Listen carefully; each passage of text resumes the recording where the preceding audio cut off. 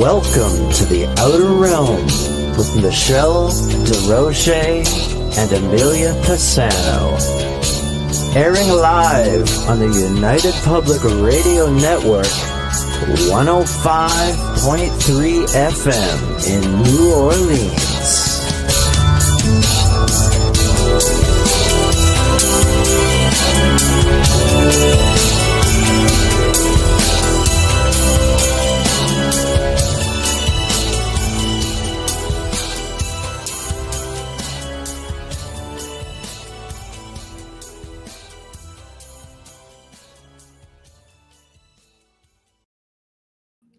Good evening, everyone. Welcome to the Wednesday night segment of The Outer Realm. We are broadcasting live on the United Public Radio Network, UFO Paranormal Radio Network, 105.3 from the Gulf Coast, 107.7 FM from New Orleans. We're fully sponsored by the amazing people over at Folgers Coffee who have been a part of our journey for the last several years. Thank you, Folgers. We couldn't do it without you, nor would we want to. Also, big thank you to Justin Snicker, aka Dr. Snick, the sonic surgeon, for the contribution of his time, his music, and his voice for the intro you just heard. He's an award-winning composer of Halloween, horror, sci-fi, and dark wave electronic music, which can be found on all of your favorite music streaming platforms. Also, big thank you to Steve McGinnis, the artist behind our banners here at the show, our logos. Check him out on Instagram, Facebook. Also specializes in the horror and Halloween genre, but does incredible commission pieces of any sort, including pets. Really awesome pet art. Just amazing. Anyway, check him out. So tonight, kicking off spooky month, October 1st. Woohoo! My dear friend and fellow UPRN host, Lorilei Potvin from Angel Rock and Beneath the Hollow Moon with Kerrilynn Shellhorn is here. We're going to be diving into some paranormal events and locations and stories, and we might even get into some origins of exorcisms and deliverances and ancient and modern times. We're just going to be all over the place, and we're going to have a nice open parlay with you guys. And it looks like the Outer Realm Facebook is giving us a bit of a problem. Sometimes it kicks in. If not, guys, get on over to YouTube and check us out there, or head on over. I think Lorilai's page is active, so go check her out there as well, just to get into the chat room. Sebastian, you missed her. She was here a couple of weeks ago. She's alive and well, so no need to worry.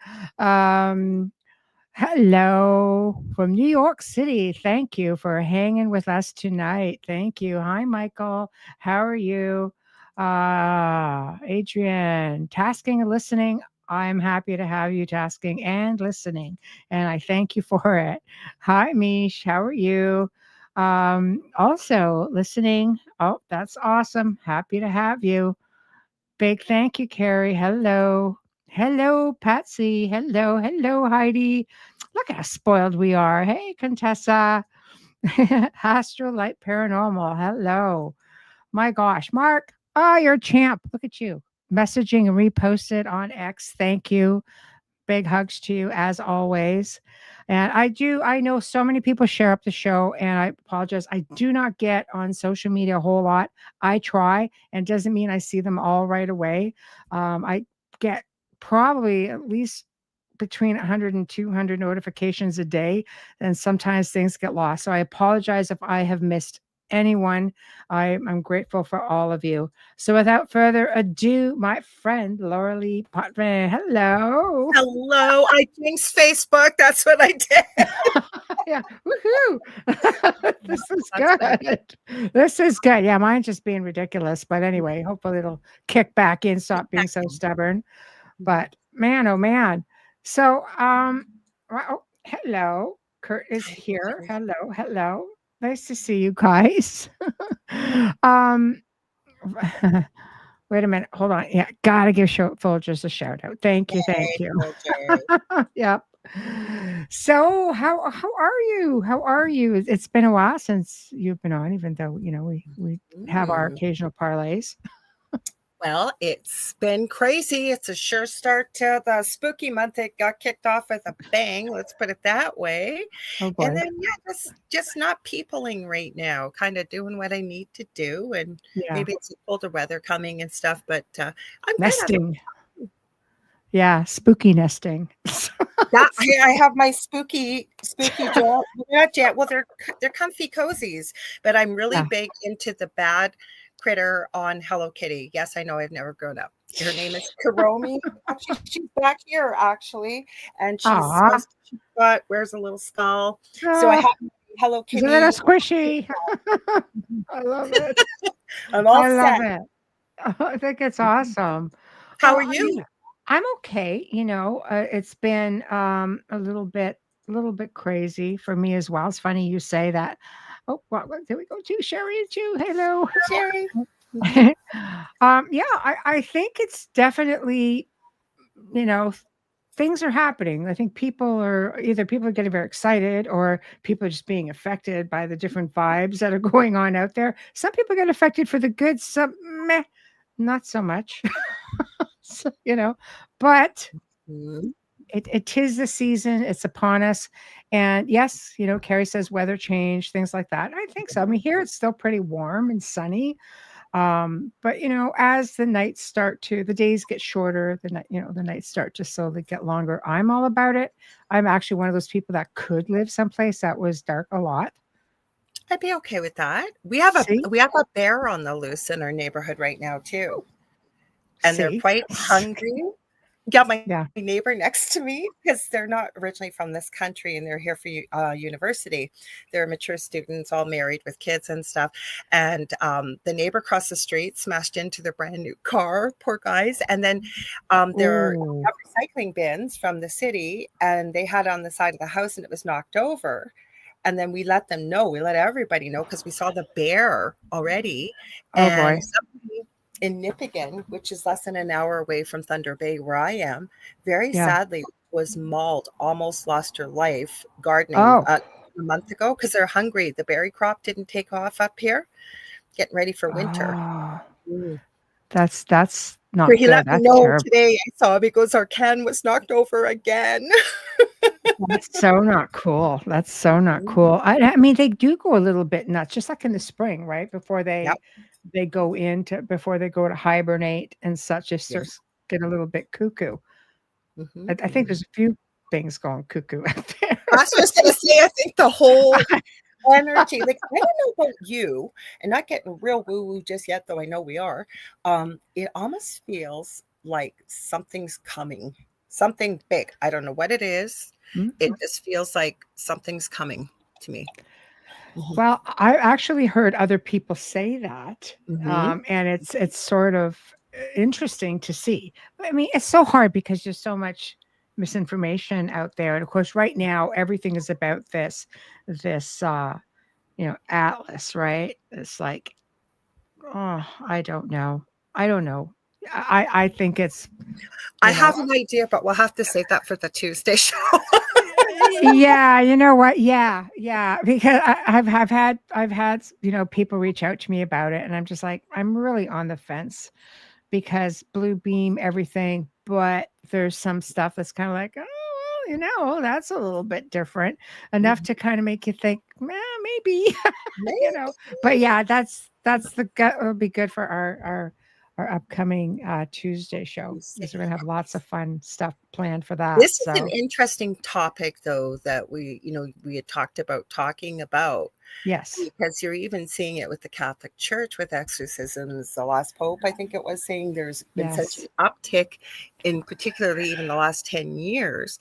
And Yeah. we're seeing it like they're not labeling it, but evil, like really evil, dark stuff. Even people that, if they're a little bit more well known, have been doing things that are out of character. Like, what is it that's influencing it, right? Yeah. Mhm, Well, I think you see so much of it. And mhm. again, I mean, we can go totally uncensored in that direction too. But I believe that there are things that are not, with a bit of division. I mean, throughout all of, Absolutely. history, there's been division. So I don't, go too deep into that. But I see things that once was hidden Yeah. and is no longer being hidden. It's kind of I like know, like right out open. there. Yes. Yeah. And you see things that are like, okay, you know, you don't see it in symbolism. You'll see it in movies and things like that because it has to be in your face when some of these things are happening. It's a karmic thing. We have to expose it. It has to be there. We can't be hiding it.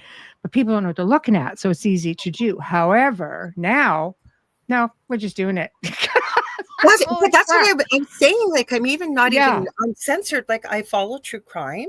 And some Yes. of the things I am seeing, and with like younger ages, and I feel like an idiot when I'm seeing this, and I'm going, how how could you do this to another living being? Yeah. Whether it's an animal or it's Yeah. humans, or I just don't. It's evil. I don't know what It it's is. like. It checked out. Like, I don't know what it is. It is. It's happening, and we're all sort of just sitting back, and some people it's kind of like no idea. Other people are like, I know exactly what that is.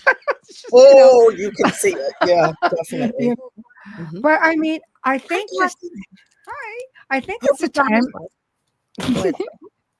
I think we're in the time of the year right now where people are starting to open themselves up more as Yeah. well.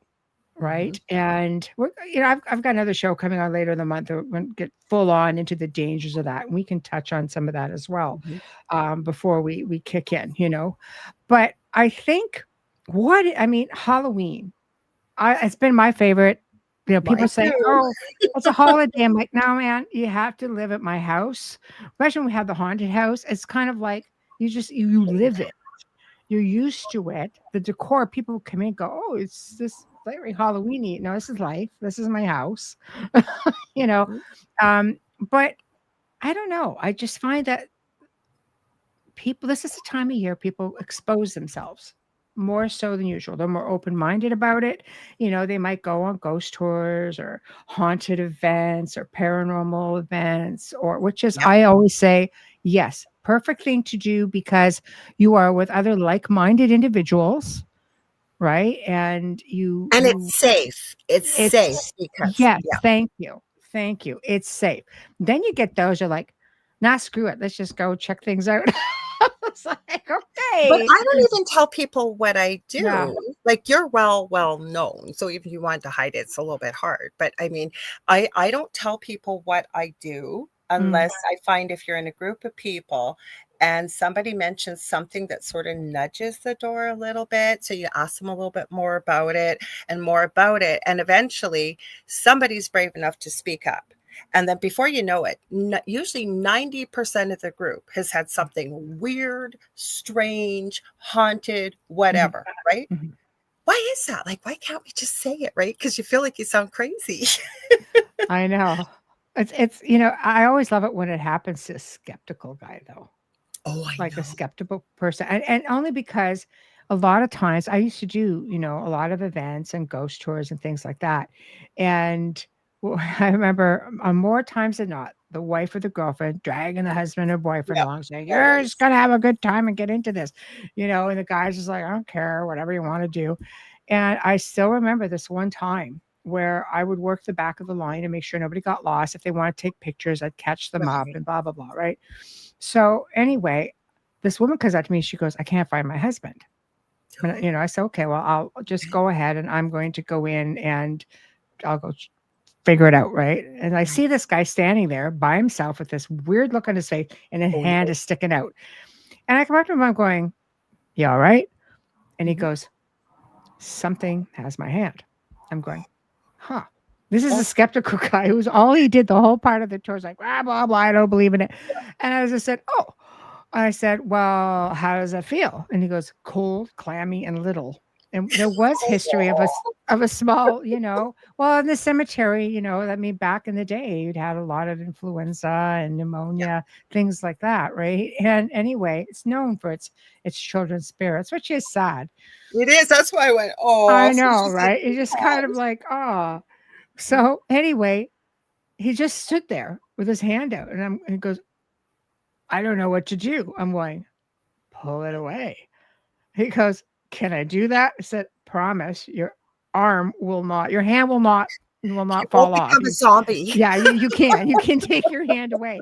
And he goes like this and looks at it, makes sure all of his fingers are there. And I'm just sitting there going, this is the most dramatic thing I've ever seen.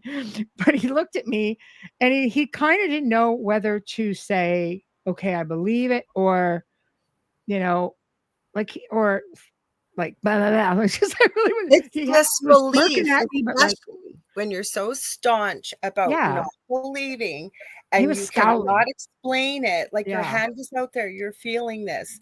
There's no Yes. other way to explain it. We had an experience like that in my previously haunted home. So Yeah. my eldest son had two guys over. The one guy really believed in this kind of stuff, was very open and very spiritually minded for young teens. They were like Yeah. like 14, 15. But the one guy, he had nothing to do with it. He didn't believe in it. He could Yeah. care less. So I remember the boys were at the front door, my son and the believer, but the non-believer was back further into the living room. And Yeah. all of a sudden he screamed, and we turned around and his face was white as a sheet. And I said, what That's happened? awkward. He goes, Yeah. like this, mouth open. He goes, I thought it was the dog, because he loved our German Shepherd. He goes, I just looked and there was no dog. He goes, something, swear to God, just grabbed my ankle and yanked it. And that kid never came back to our house again. But I bet you he was a believer after that. Yeah. I always say I love it when it happens to somebody who's so against it being a thing. This guy walked around very sheepish after that, and his wife just says, "Thank you, thank you." Yes, She goes, finally. all I did the Fill whole the way here, exactly. All I heard the whole way here was I was a waste of time, but I'm glad I'm being amused. And I'm just like going, oh my God.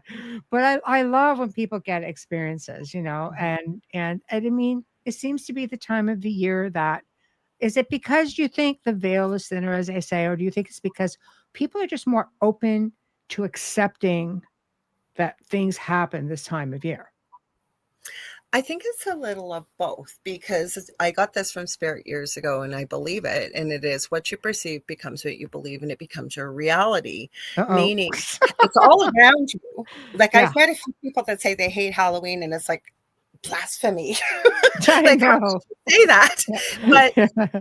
it's everywhere. It's surrounded all around you. Yet you go to different parts of the world and they're not Mhm. big on Halloween. And then they see what we do in many countries where Halloween is a big thing, especially in North America. But I know parts of South America and across the pond are too. And so it's around you. Plus, I think it's almost like it gives you permission, if you will, to be Mhm. able to talk openly about these things, even if you kind of believe, but you don't want people to know. You could go on a ghost tour or ghost hunt. Yeah. Like, I think it's a little bit of both. And I think the veil does get thin. We've been told this, but I think it remains thin. Actually, Kerrilynn and I was on Spirit Switchboard. I'm going to throw her out there. We know we love her, and she has spirit. Yeah. She has Beneath the Hollow Moon with me. Yeah. She said she feels like it's even open and thinning right up until into January, and I do too. But it's not notorious for those months.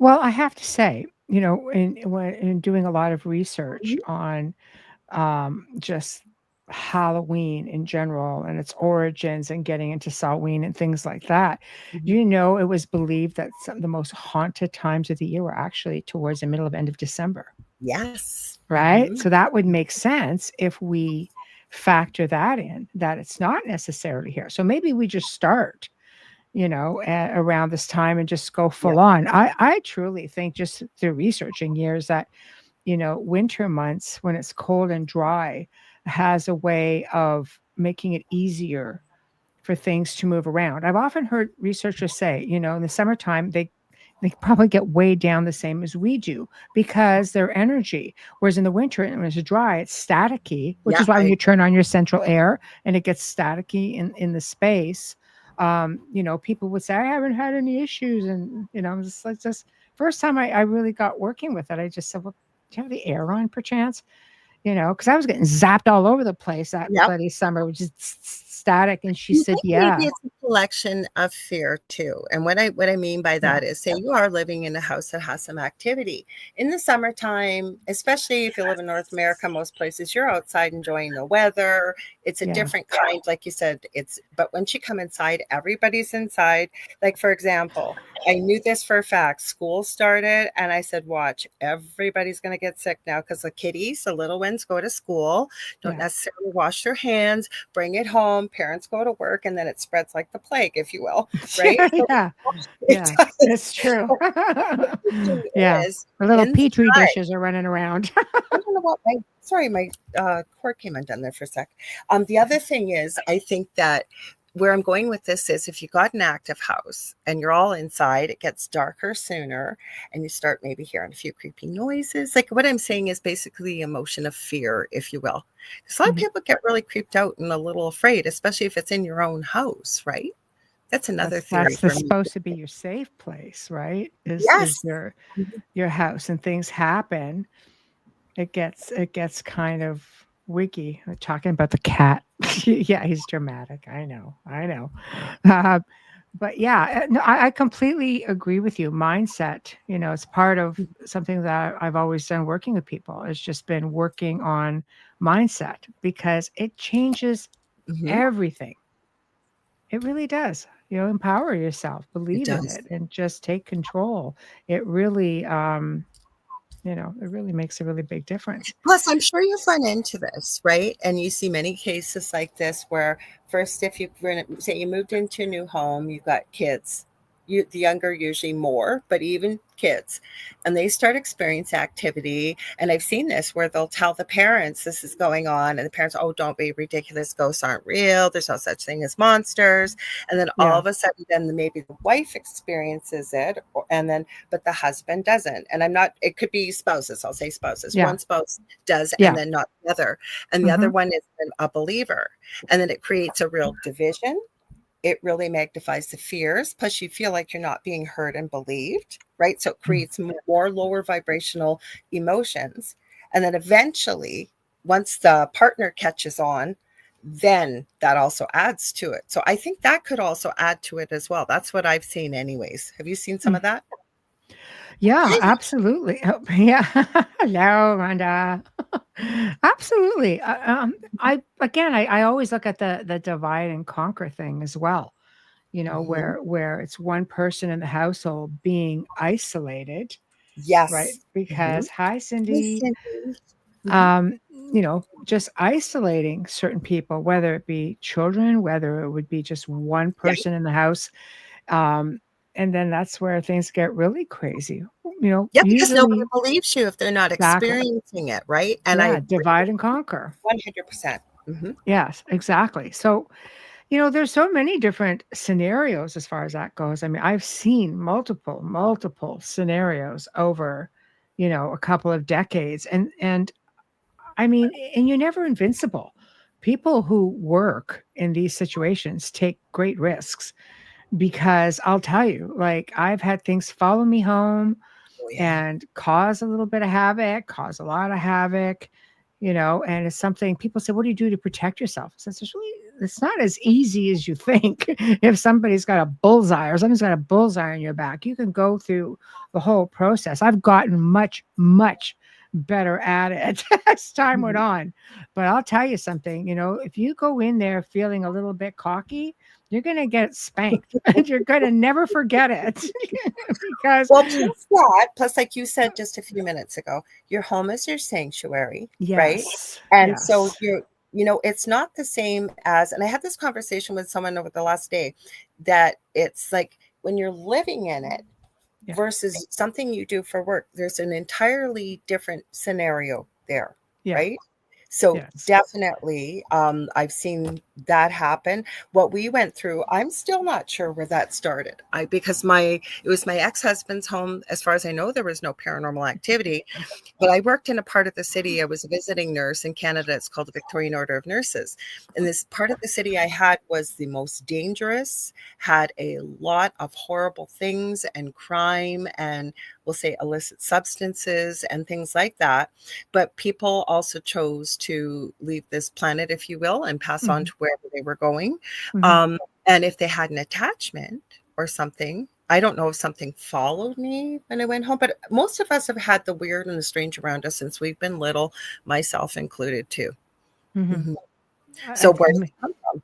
They look for the weak link, right? Or like you said, divide and conquer. I like that. The weak link, yes, for sure. I mean, that's the easiest way to do it, you know. Hello. Hi. But also, I think if you put yourself, you know, like I say, wrong place, wrong time. Like you work, let's say, in a facility, in a hospital, you're going to have all kinds of things coming through. And I go back to a story a young man told me where he was in a hospital one time. And he said, I was about 18 at the time. And there was this little boy there who was probably like 7 or 8, taking a guess.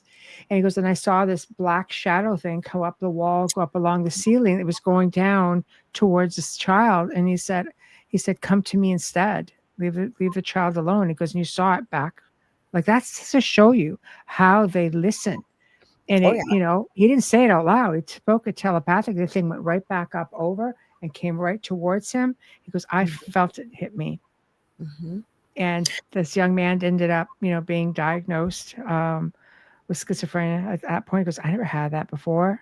And I go, maybe not have been. I said, but if the medication works. Yeah, see? Well, I said, I've asked myself many times. Now, I'm not allowed to diagnose, but I have seen people who have been diagnosed where I've seriously questioned, are they actually seeing and hearing something that somebody else isn't? And they've been medicated because the so-called quote unquote hallucinations and what they're hearing and seeing is so bad. But it seems like they're very mentally sound, except for what they're experiencing and the fear it elicits.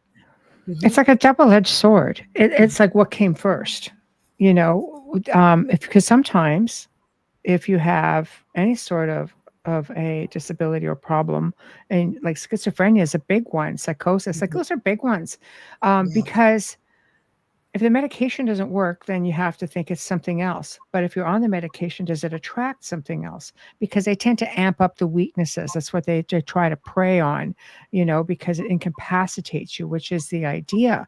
Like whenever I would work with families, depending on if for example, they said, no, I'm Catholic. I'm like, wow, you know, that's really hard to you know, to bring in the church. You might get a blessing out of them. I said, but if that's the case, you know, this is a process we have to go through specifically. And I would request not 1, but 2 psychological assessments. And I would need written permission from the doctor to work with them. And 9 times out of 10 is like, just don't go off the meds. I don't care what you do, you know? And I was like, well, that's not what I'm interested in. Say that. Yeah, exactly. But if the meds don't work, that's where that's a bit of a key, is to saying, okay, something is definitely not right as far as that goes. But I mean, Laura, if you see something in there, just put it up, right? You know, like I'm not worried about that. Because what I was going to add to that is, is I've run into certain paranormal investigators over the year that are going, I've never had an experience I want one. I remember with the really powerful entity we had at our home, and this person meant well, but they'd never been touched. They'd never had an experience. And they said, you just send that right over to me. I'll kick it in the butt. And I said to them very seriously, I can see that you have a good heart, but you have no idea what you are dealing with. Something that's older than time. Something that will never be truthful with you. Never mind. It does not go after things that you control. Like you'll see parents say, oh my God, why is it harassing my child? It needs to come after me. And of course, that's a normal parental instinct. But it is, but they can go after more than one person at a time. But what I was going to add, that just amps it up usually with the child, because they know how badly it affects you. It goes after your finances. It goes after your health. And this person ended up developing a very serious health issue not too far long after that. Could it have happened? Yes, but they were pretty healthy before. But, you know, they kept asking for it. I want some kind of a physical experience. Well, you have to, I always say a little bit of knowledge is dangerous, and you have to be careful what you ask for when you are dealing with things like this. It's true. It's true. I mean, I always say acknowledgement is empowerment, and that's not in a good way when it comes to these things. If you acknowledge, if you pose an invitation, Yep. that makes it they're a little bit harder to get rid of at that point, because I've had some say, I was invited. Now, this is why they go after children, because We're children canceling your invite. exactly. Well, and it usually has to come from the person who made the invite to make it a little bit more viable. And what do you do when that's a child and you don't want to scare a child? I had a situation, I was dealing with a 4-year-old boy who had an imaginary friend who got an invite, and he was tricked into making an invite. How And evil is that? An that's the innocent, idea. almost a Yeah. baby. That's infiltration, right? So I came in and I said, okay, and mother had explained what had happened and who it started with. I mean, there was the baby at the time being thrown out of the crib. There was a 3-year-old at the time being again thrown. Like it was really aggressive. So I came in, and and the little guy sat with me, and he goes, "Oh, it's my friend. And sometimes he's a dinosaur, sometimes he's a snake, sometimes he's this, he's that." And I thought to myself, I don't want to scare this kid. So the mom was with me. We became friends after that, because some of these things last months. Yes, In it's this not like case, the movies. no, this one here was close to a year actually, and we'll talk about it. Had a deliverance, and we'll talk about that too in a bit. But I just looked at him and I said, "Did you ask your mommy if your friend could come over?" And he looked at me and goes, "No." I said, "Did he ask his mommy? Because I'm pretty sure she's worried about him. He needs to go home." Little boy looked at me, goes, "You better get out of here and go home and see your mom." Blah, blah, blah. I says, "Don't you ever invite anybody else here until you talk to your mom." She That goes, was a beautiful way to handle it. that's all I had. Realistically, I'm often said I'm guided into what I'm supposed to do or say, and I had to do it. So it did not scare him. He Because had it the would have made it logic. more vulnerable with what was there, right? They feed Yeah. off that kind of stuff. Yeah. It's true. It's all you can do. It's just don't cause fear, but make the child stand his You ground. empowered him by That's right. saying what you said. You empowered Yeah. him by just the response he gave. That was so incredible. Hi, Annette. Oh, he was so firm about it Congratulations. too. Yeah, and Congratulations. he's like, don't you come back here. I'm like, "Ah, the kid. There you go. That's exactly what we want." But Yeah. I'll tell you, things settled down a bit, because it was easier at that point to deal with it, because the attachment was no longer settled around the child. I mean, I got a call one night, and she was just, had just basically, she goes, "Can you come over? I have to call the ambulance." And she was on, yeah, because he wasn't waking up. Oh, So, no. and I said, okay. So I went over, and I put my hands on him. I'm just like, okay. And all of a sudden he opened his eyes, and he'd been like this, like he was asleep. She said, so I just came in and checked on him, and I realized like he hadn't moved, and I'm talking Oh, to him. no. I felt within me, I felt a concern. So I put my hands on him, and I came down, and I said, "It's time for you to wake up."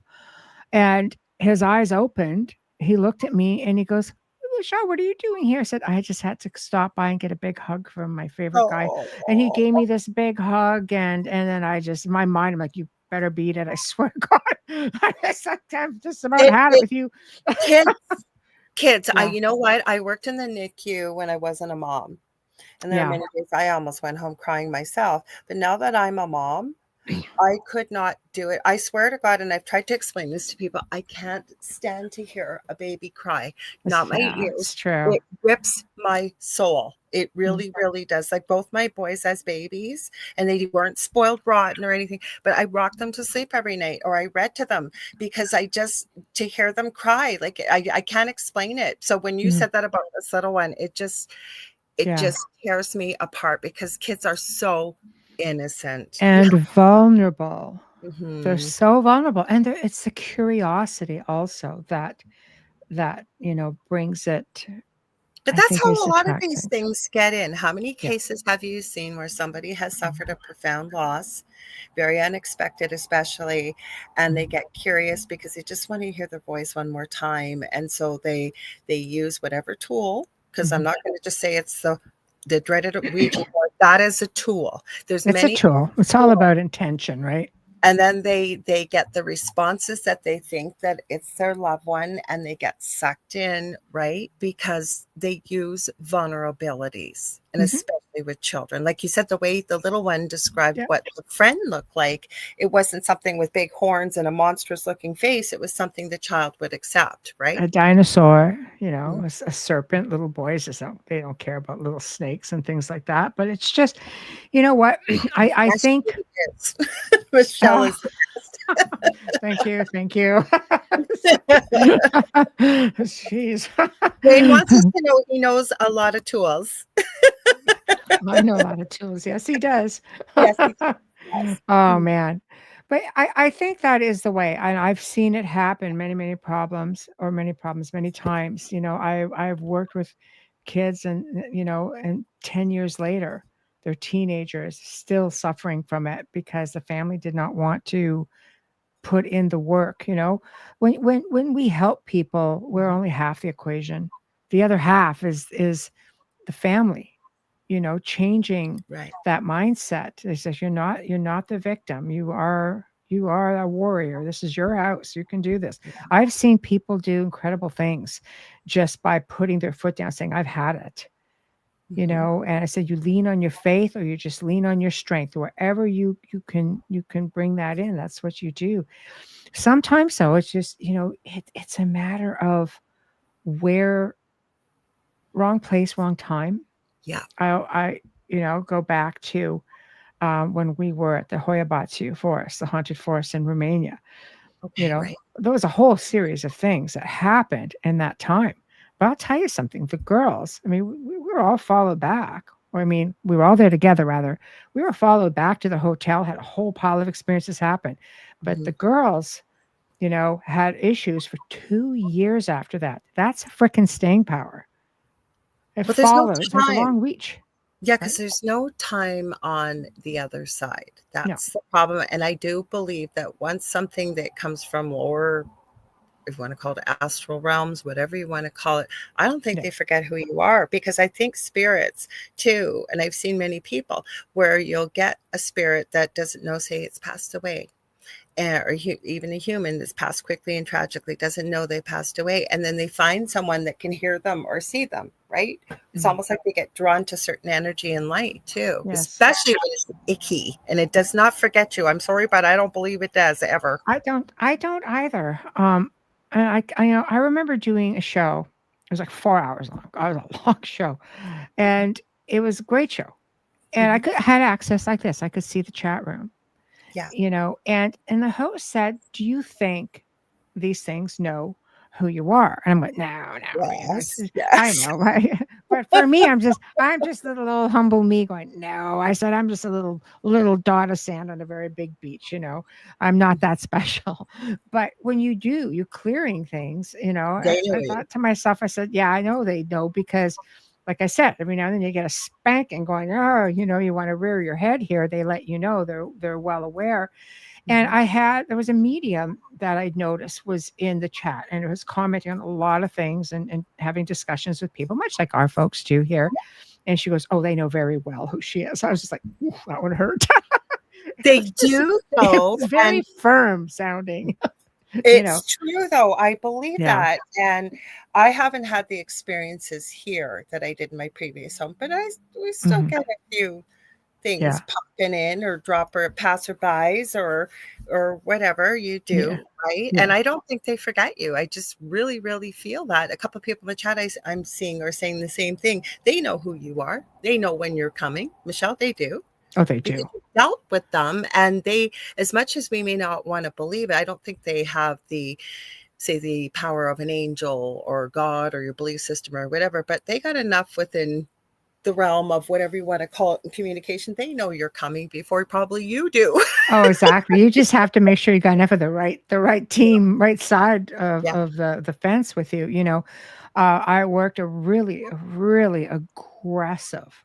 I hate the word case. I don't like that. But it was a very aggressive. What else do you call it, right? Like it is. It's pretty much, I was asked to take care of it. I was like, okay, for other researchers. A case makes it unique because it's not like it's an everyday thing. It's very unique. It wasn't. Definitely wasn't. I was asked to do it, from another researcher who was out of district, out Right. of the area. I said, "Yeah, okay, I'll do it. I'll do it for you, right? Just do it with You your have friends." something. And oh man, did I just get beat up with that one? I'll tell you what. But uh, out of everything that happened, this thing visited my house. This thing caused some aggravation. This thing would come knocking and it would just growl, and I'd be like, yada yada, grab my purse. I'll see you in an hour, and I'd be gone. I was a little cocky, but it's not that you don't fear these things, but you just don't show it either. You just have to hold your ground. It was my grandfather that taught me that at a very young age, Yeah. because he was a seer as well, right? So anyway, one night the mother calls me, and she had a 5-year-old and an 18-year-old, and she said, "My son, blah, has been down for probably about 15 hours. Oh, wow. He's been asleep." And she goes, and again, she goes, "I'm getting ready." She goes, "I just came in and realized, I asked him if he wanted to get up and sleep." It was just like, blah, blah, blah. He goes, as a teenager, just backed off and didn't think much of it. And then a few more hours went by. She goes, "I'm very concerned right now. I'm going to end up, again, calling an ambulance because now he's not responding to me." I said, "Yeah, so maybe you should do that." So I'm on my way. So I went in, and in my mind, I said, Wayne came with me, and I said, "I'm going to be there in about a half an hour. I swear to God, that kid better answer the door." That's all I said. And I said to Wayne, says, "Stop here. We're picking up a pizza to go." Picked it up on the way. We got there, and I knocked at the door. That kid was barely standing. He was just like this. And he goes, "Hey, Michelle." He goes, "Why are you here?" I said, "I brought you pizza." He goes, "Cool." But he goes, I don't know. He goes, "I'm feeling." So he sat, he ate, and then he goes, "I don't know what that was. I don't feel like myself," and blah, blah, blah. He goes, I said, "Are you okay? Because your mom wants to call." She didn't drive. She wants to call an ambulance so we can take you to the hospital. He goes, "No." Because I'm okay. Because I couldn't wake up. Because I barely remember talking to me. This is like, they can do that. How many stories have you heard, Lorilei, where one family member are being attacked by something while their spouse is asleep beside them? Sound Oh my sleep, God. right? Oh Never God. And you wakes up. can't move, I've heard, and they Yeah, can't paralysis scream. and Oh, no. And the thing is like, the woman's sitting there going, "Come on." And the guy's like, "I had no idea she was even in distress. I couldn't wake up. I was in the soundest sleep yeah, ever." yeah. No, I agree with that. I didn't have the knowledge base that I do now. And there was one person that I dealt with that I have one of the kindest people you'd ever meet. Loved animals, was a single mom, loved her kids. The stuff I saw on real video blew my mind, but she'd become very, very exhausted. She had an aunt that was kind of like her mom, and she was dying, and she wasn't sleeping. She's working full time. This woman went to the point that she could not even say the word angel, God, Jesus, anything, cross, anything. And one night it was really bad. Her kid called me. It was when I was in the old house. Now, he was an adult, like 18 or 19. I saw, when I looked into this woman's eyes, I saw her levitate on the camera. I remember the kid is going, he called me because he goes, "I don't know what to do." And I watched her with one look, and I never want to look into the eyes of a human being with that kind. I can't describe what I saw. I know, but it was just so evil. And I watched her, no word of a lie, just look at her kid. And her kid was on the ground screaming, rolling around the floor in agony. Same thing with her pets. Didn't know you at the time. So it was 3:00 in the morning. I'm thinking, who do I know that could be up? Who could, because this wasn't even the same country. And I called someone, and I'll be very honest, they weren't any help. They did witness what I saw. They did not witness the levitation. But as I was telling him, and it was a 3-way call, it wasn't even her voice. And as I'm telling him about the levitation, I heard negative, and just like it, and the whole way they spoke wasn't even them. Then I hung up the phone, and I'm thinking, oh my God, I feel so awful about this. Like, this kid's at this home with them, the animals, I didn't know what to do. So I thought, you know what? I'm going to say a prayer in my head. and again, hand to God, guys, listen to this. I start thinking the Our Father. I get a message on Facebook Messenger as I'm doing it, say, cut that effing, you know what, out.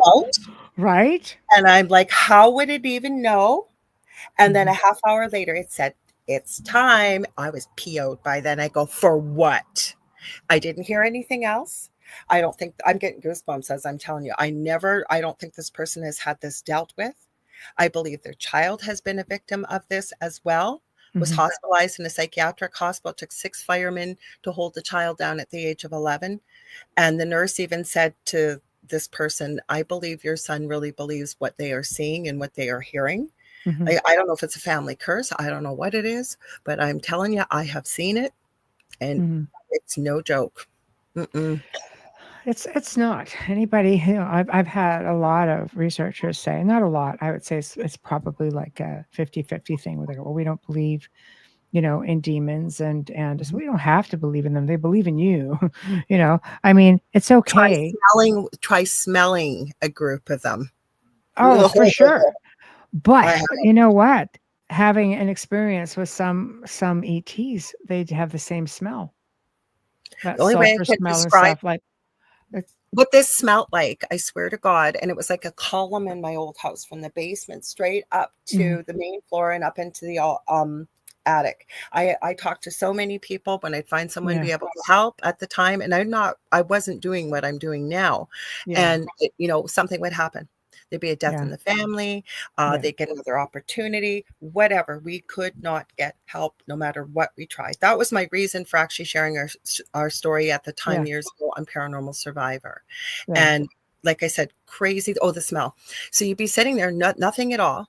And all of a sudden, big dogs, German Shepherd, I have one, it would smell like a pack of 1,000 German Shepherds just took the biggest dump right in front of you. Oh, Out of yeah. nowhere, like you're There getting. it's rancid. It And is.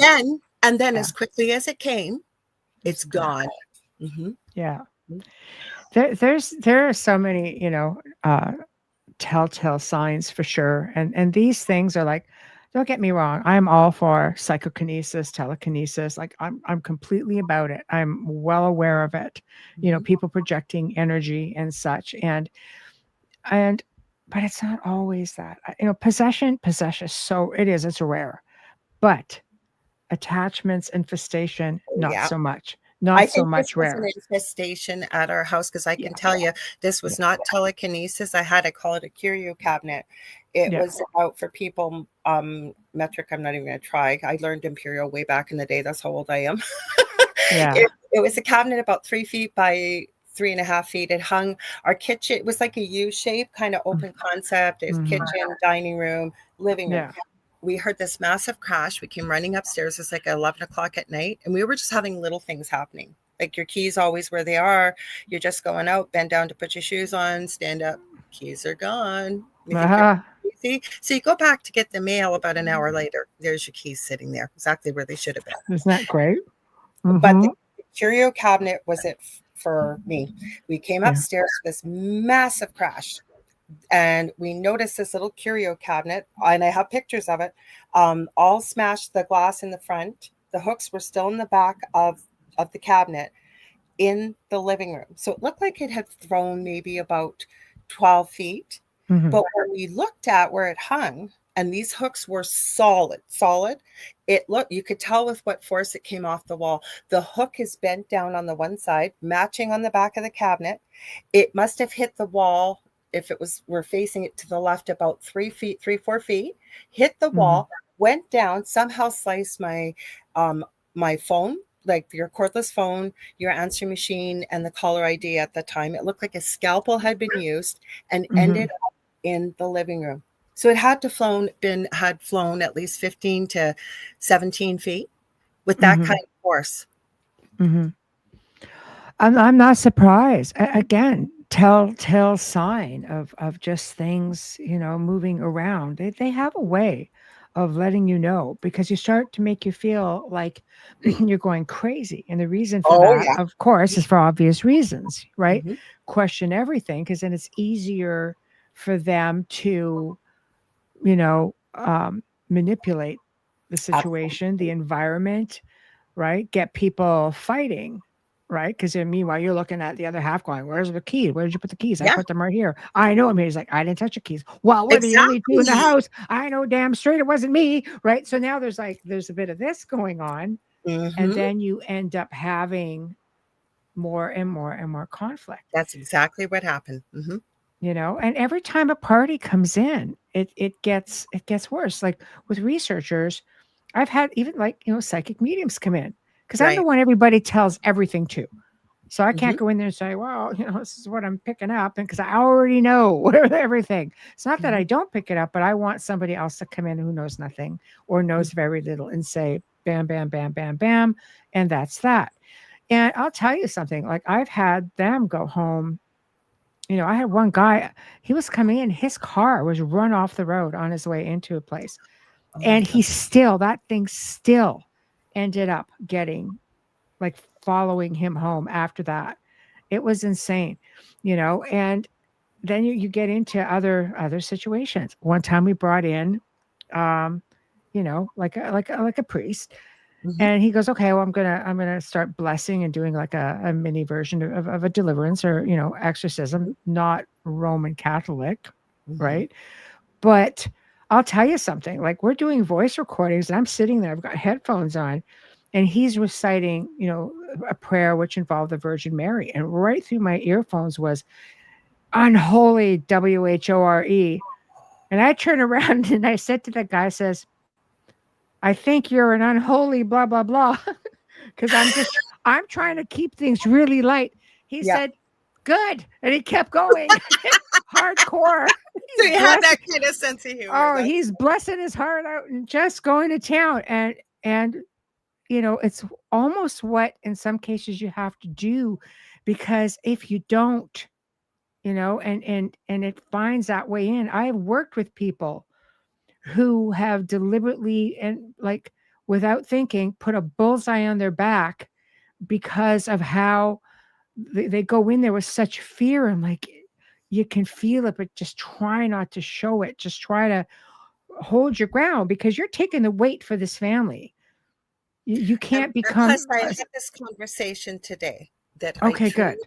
believe that with Yeah. somebody else today, that it's about ideal place to be in balance. But whatever you have one of, you're going to have the other on this planet. Mhm. And the ladies I get together with, and we we work with spirit and they tell us things, and it's nothing negative, but my whole point is some of the stuff that we look into, it doesn't have to do with demons or anything, but it's people that are not Mhm. good people, if you know what I Mhm. mean. Yeah. And so I was talking to them about that today, that we have to be aware of that. And then I could tell one of them was getting a little bit nervous. And I Mm. said, listen, you know what? I truly believe that each and every one of us is blessed with the power to have dominion that has been given to us by whatever you believe your creator is. Mhm.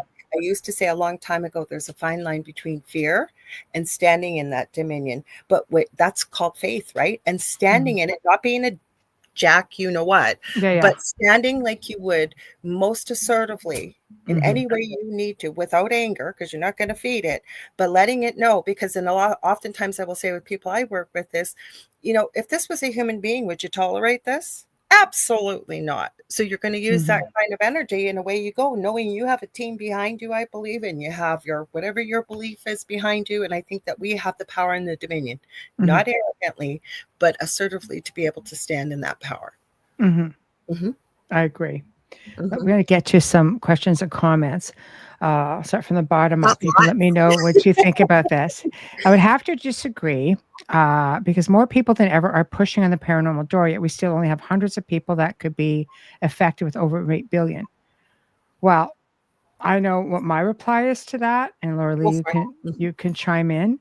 Um, I believe people are affected every single day I agree. by different ethereal beings and entities, and they don't even realize it. I Mhm. think there are people who walk around with attachments and don't realize it. I Having agree. an attachment and being possessed are two entirely Yeah. different situations, as many researchers know. Things come in, their whole lives are affected. And Plus, it can go dormant, I believe, with some people too. And then for it rears sure. its head again, thinking everything's gone away. I've seen that, especially with attachments. I've Mm-hmm. seen a lot. Mm-hmm. Oh, 100%. How many people have you talked to? And I know Mm-hmm. with myself, people who've come to me in their adult life Mm-hmm. saying, and I say, they'll say all the stuff's going on. I say, okay, where have you been lately? Okay, that doesn't chime out. I says, okay, has anybody come here lately out of the norm? That blah, blah, blah, blah. Okay, no, Have you that gone checks out. antique? Well, no, you know what it is? Well, when I was like 15, I played with the board with a bunch of friends and we just brought something in. Things were Almost a happening hundred back then. percent, right? Almost a Well, hundred. it's I know, but it's the tool. But again, it's the intention. You made an invitation, and it doesn't always work. But I'll tell you something. There's usually something waiting, and they will wait. Time is completely Mhm. irrelevant. There is no time, and they will wait it out until the right moment, and bam. And maybe they've Just just what been in I the talked background the about. whole time. Yeah, just about that. What the woman that I had seen and witnessed what I had. I Yeah, never saw any of this until she yeah, was at one of the most stressful points in her life yeah, and no sleep and exhausted. And I mean, she wasn't my best friend, but I certainly would known her from another paranormal show years ago. yeah. I chatted with her from time to time off and on. I'd never seen any of this until she Mm, was at her lowest point physically, emotionally, psychologically, and then it just hit her full force. yeah. Mhm, See, mhm. and sometimes it does happen that way. Sometimes people, depends what you have going on in your lives. It depends on everything. I believe, that people are affected every single day. Just because we don't hear about it, it Yep. doesn't mean. When I speak of things, I can speak about my experiences. I have worked with I'm hundreds of people from around the world. I go based on my experiences. I can't speak for all these other researchers, but I could tell you I'm affiliated and I know researchers from all over the world and have worked with many. And they seem to feel exactly the same, which Mhm. takes us to the next question. Um, Contessa, I thought possession was happening a lot more these days because I had read that the Vatican had 300 new exorcists. Oh, for sure. For sure. But Yeah. there's another thing I was going to mention. I don't know if it'll go hand in hand with this, but when we're talking about young people, Hmm. and we hear that there are a lot more in the last 10 years. I think I said that at the beginning of the show. Hmm. But also where I'm worried, and I was very concerned when my son was alive, the one with autism, because he could read and Hmm. write, and he loved video games. That's what he played. And I started noticing a lot of the games, even though age appropriate, there is a lot of sigils and a lot of Latin and a lot of foreign languages in there and text Hmm. that even if somebody puts a subtitle on, it's the subconscious that I was worried about. And how many children are say, picking that up? So Hmm. again, even though they're advertising that there's more exorcisms, Hmm. is there really? What are your thoughts? Do you think there really is, or I think that you have are we more people. aware? Yeah, yeah. Again, you have people all over the world, and the Vatican is catering to the world. I Mm-hmm. mean, they've got it down pretty good. Let me tell you. I mean, I can go through some notes that I have, this through research that I've done over the years, but they've got it together. And they have a large flock, shall we say? So Mm-hmm. I think, but I also know with great certainty that they only allow certain people to come in and to take their course. I Sure. can't remember, how many weeks it is, but you go in and they have a course, um, but they're catering to the world. But they still want psychiatric assessments or psychological assessments.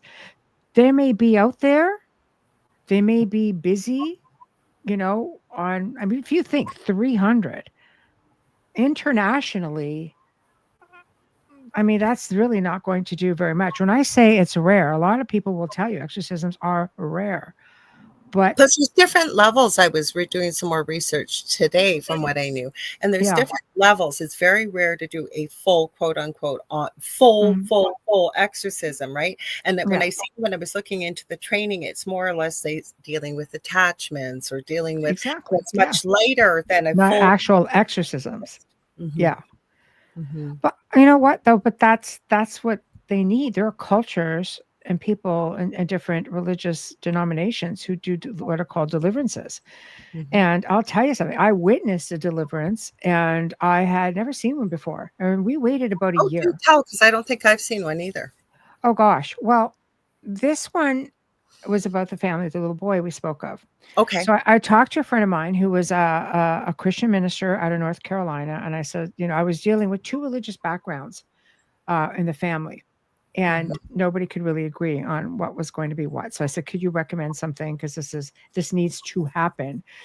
So we waited a year because their deliverance team traveled the world doing deliverances. They were that good. So we thought it was worth the wait, and I was Right. able to just, you know, wait it out with them, and we did. And she came in, it was a husband and wife team that came out of their team, and she spoke in tongues. I had never heard that before. I was kind of like going, I'm a skeptical, but you know, but I'm logical too. So I'm just like, okay, I don't know enough about it. And I think it concerned me because you become very close to the people that you work with. But I also knew my Christian minister friend would not steer me wrong. So I relaxed, and they came in, and I'll tell you something, in 2 hours, they got both places cleared, never stepped foot in the second place, and they were clear for, I don't know, somewhere between a year or two. I think it was closer to almost 2 years. And all of a sudden, after 2 years, you know, this deliverance minister passed away. All of a sudden, I get a call to show you how aware somebody out there is. I get a call from her. She goes, I think you're supposed to come and have dinner with me. I said, okay, what happened? You know, this is almost like 2 years. And she says, I was sitting in bed late last night. I had the volume down on the TV. I was just watching the written news, and I had my earbuds in because all the kids were asleep. And all of a sudden, something growly came through and went, Michelle, just like that. I was like, oh, says, I'll pick something up. I'll see you tomorrow. And I came in, and I was just like, okay.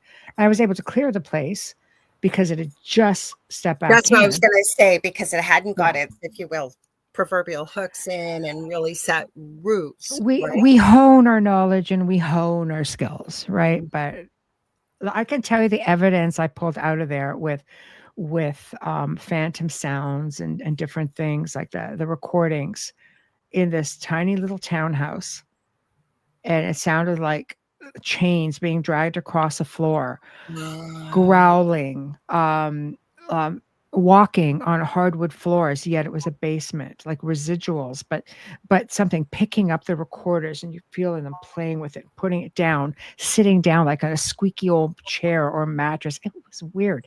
I never would have expected it here. It caught me off guard completely. But the point I'm going is like something was obviously aware, like, oh, this woman's gone now. I'm going to try again. You know? Absolutely. Like even the, and again, I can just say from where we were with what we went through, we had four main entities. I am writing a book about this experience because there are so many things that happen that are unexplainable. But the one, I called her the female shapeshifter, and the boys' voices hadn't changed by that time. So you'd think they were calling you, yet you'd come upstairs and go, oh crap, they're at their dad's this weekend or whatever. But the other thing, this whatever it was, would become my doppelganger, and showed up to numerous times and delivered, like I've never hit anybody in my life ever. I just don't believe in violence. It's my thing, that unless you have to protect yourself or something, but and would always whack the person I was living with. And it happened 2 or 3 times. They would see me wearing the exact same clothes, exact same everything, hair, the whole bit, and wreaked quite a bit of havoc, had quite the filthy potty mouth. And the other one we had, so the black mist, there's another story I can tell you about that quickly. Our furnace always went at the coldest time of the year. I even had to replace the furnace. They couldn't figure out what was going on. It was within that active core within the house. And it went again, almost 50 below with wind chill. It was freezing. And so this young kid, well, I call him a kid, he was like 26, 27, and he comes to fix the furnace. And I knew it was really active in that part of the basement. So I said, I better sit down here with him And so I'm sitting there and I'm talking. I'm thinking, oh God, this kid probably thinks, what's this old cougar sitting down here trying to pick me up? But meanwhile, I'm thinking, dude, I don't want something to grab you. So I'm sitting there in a chair. I swear to God, in the dark corner, I could see this black mist forming. I have pictures of it, black mist forming. And I'm blinking, going, oh crap. So I surreptitiously pretend I'm playing with my phone. I'm taking pictures and I'm thinking, oh good God, don't let him catch me. Probably thinks I'm trying to film the plumber's crack as he's built it. Oh God. And just as quickly as it forms, and then it disappears. The other one, I never saw this. I think I have a picture of it. Super Mario. Did your kiddos ever play that game when it came out? Mario, the new one. It was in the 90s. But it's when it looks like a little Grim Reaper with a hood, and he's got a white mask on, almost like a Jason from the horror movies mask. And he's named the Shy Guy in the movie or in the game. Yes. That's what it looked like.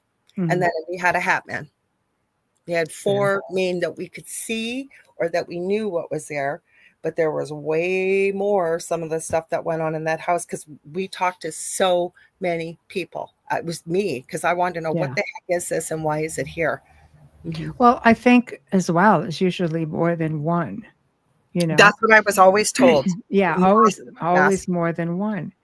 And I want to address too, when Annette says possession cases have been rising for years and harder to resolve, but they wanted one exorcist per diocese, which means they still haven't met the goal.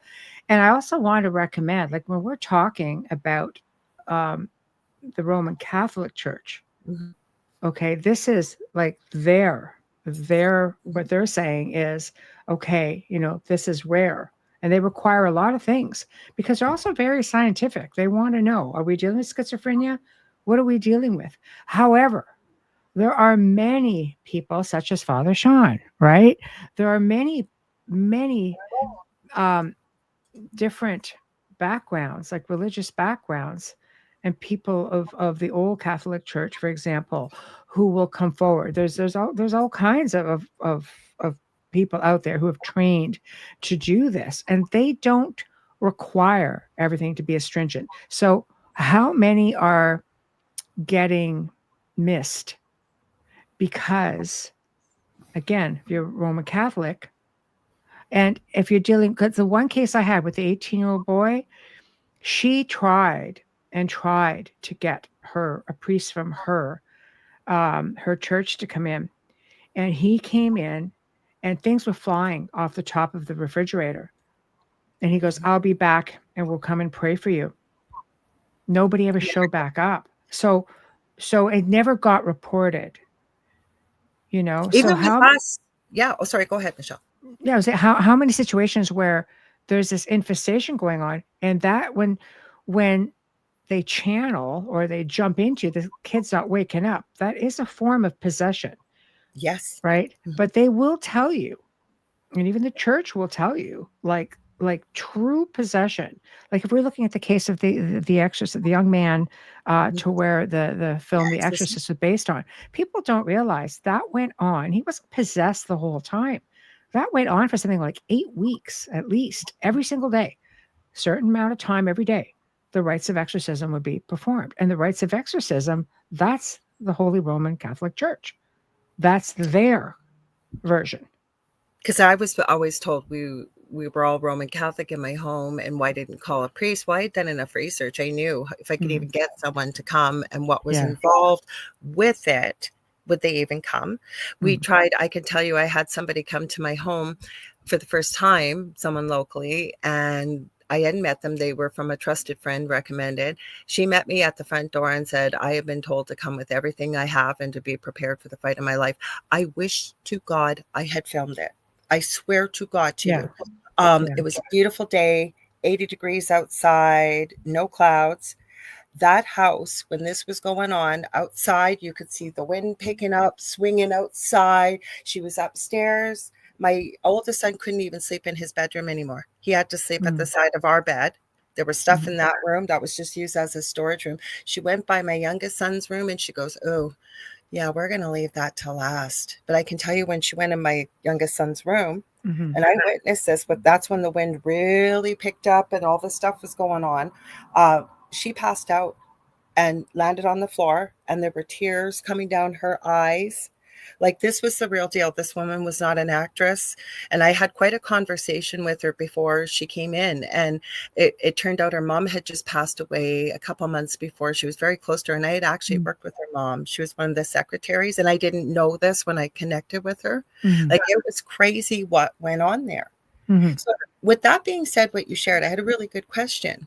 Say, like, we never did get help. We ended up leaving that home, and we had some help after.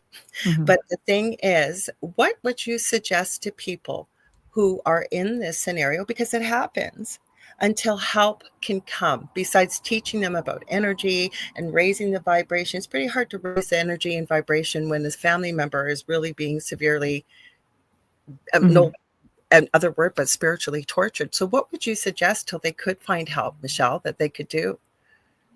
I've worked We need with 1,000 of you, but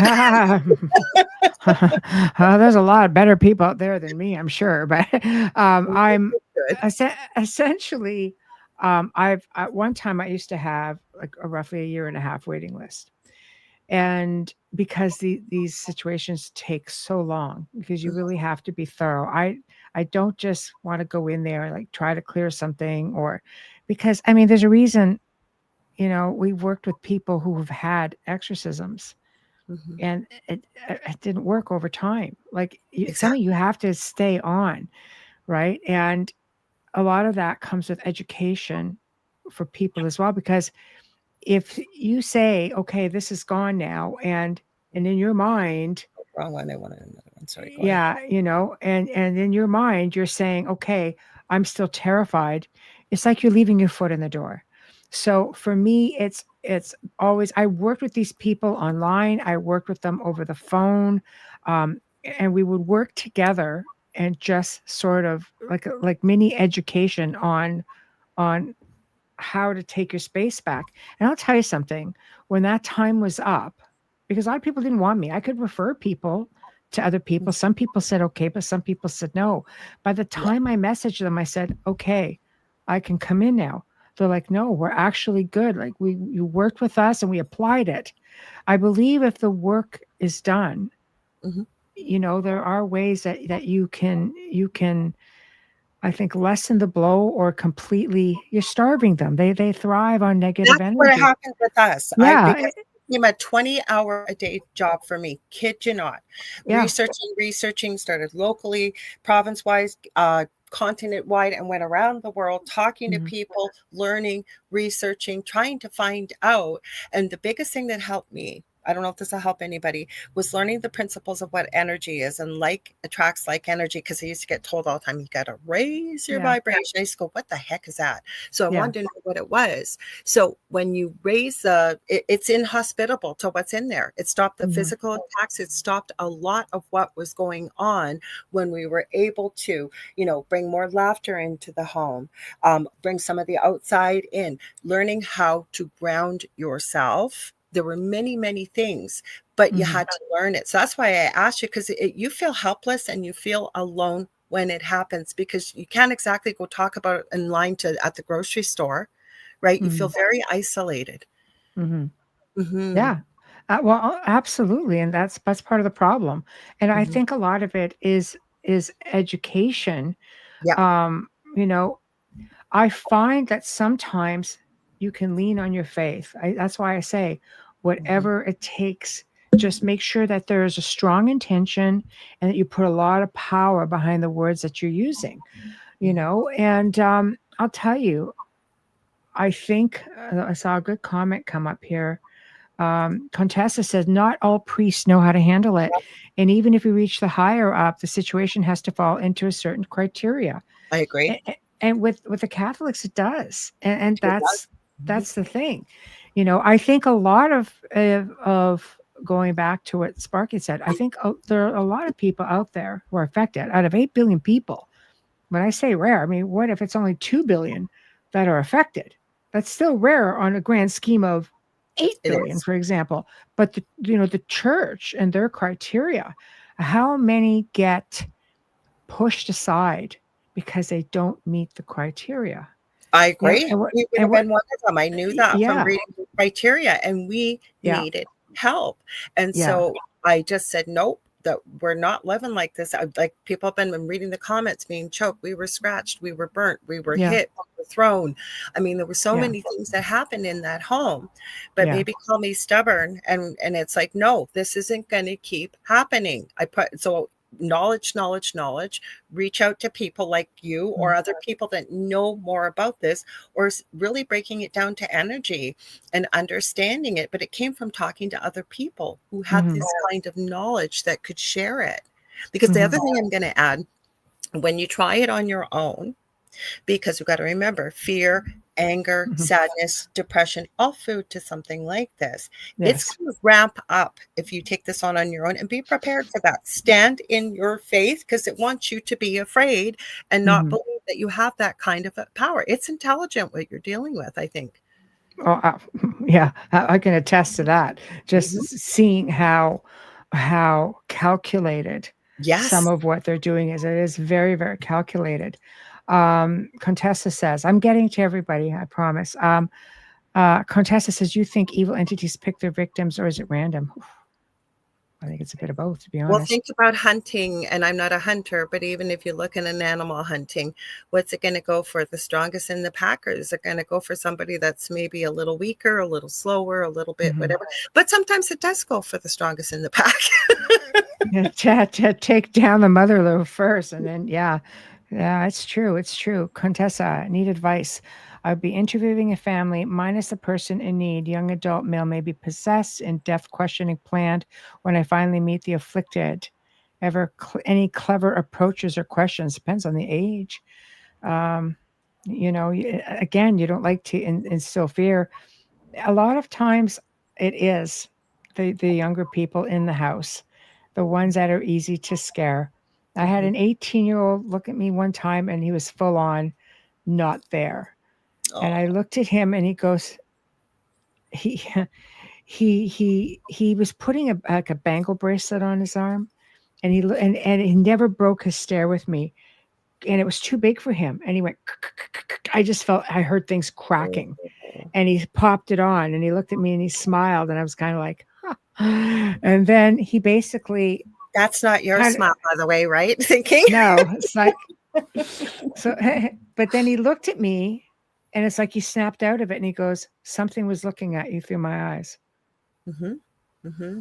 Well, thanks for And you that. can't describe that look until you've seen it, and then you don't And ever the want to dark see it. eyes, there's no color in the eyes. The face is Oh, just so, yeah. So, I mean, approaches and questions.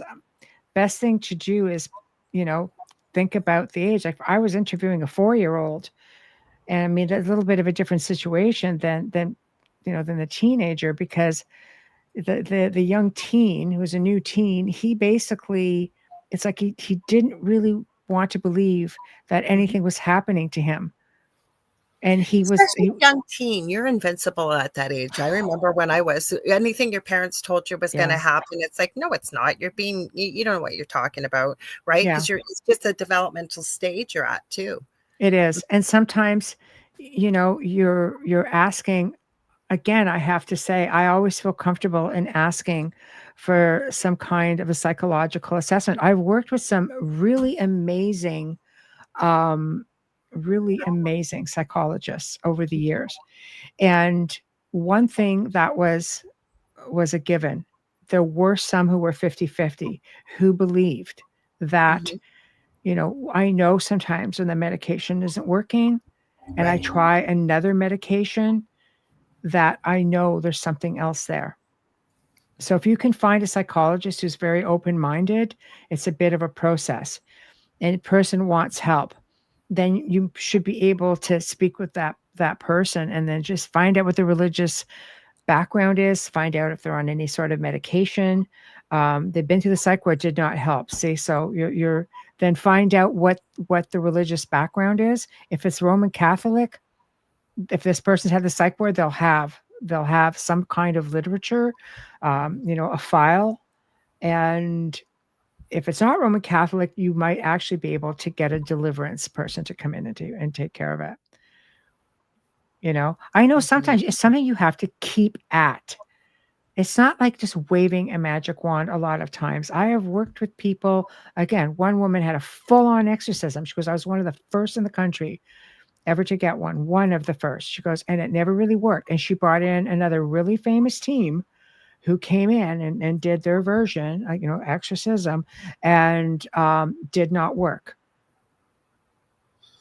We went in, we did it remotely, and it worked, and it's clear to this day. And it's probably been about 6 years now.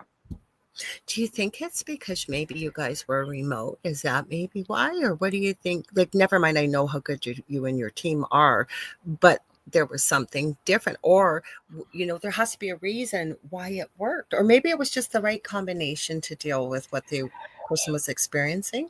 I'm a really big believer in energy, and it's energy working on energy, it's a little bit easier. You go in That's what I certain was ways. thinking versus Yeah. physically. I should have worded that better. You're right. Yeah. No, but it's true. Sometimes I think you just need to know what the techniques are.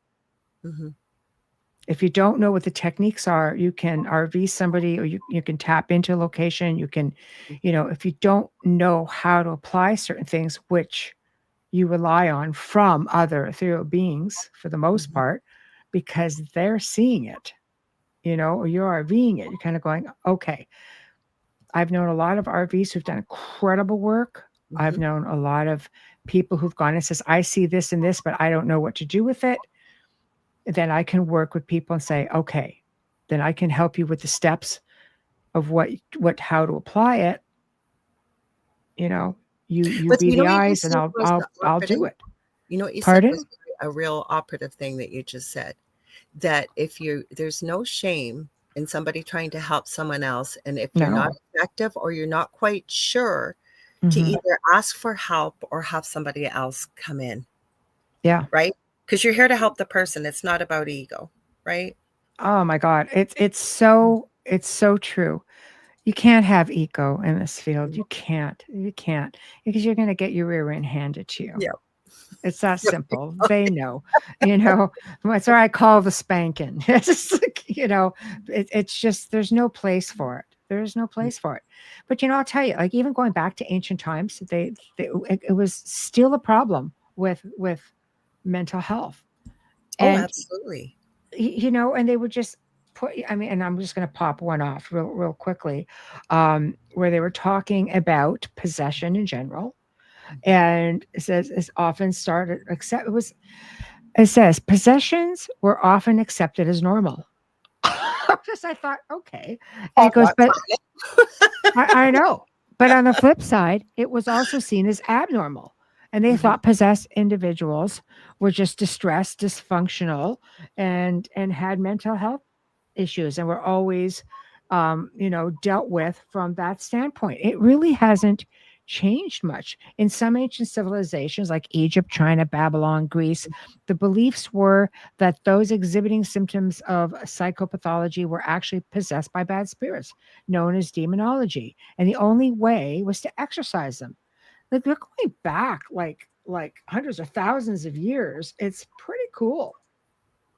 Yeah, especially that there's a notation that it's gone back Yeah. that far. Now, the other thing I wanted to ask you, no, not necessarily going into a case that you're needed when it comes to possession, but when you have activity, another thing I really believe, and I don't deal with the cases that you deal with, obviously, but that's some of the questions besides medications, psychiatric issues, what have you.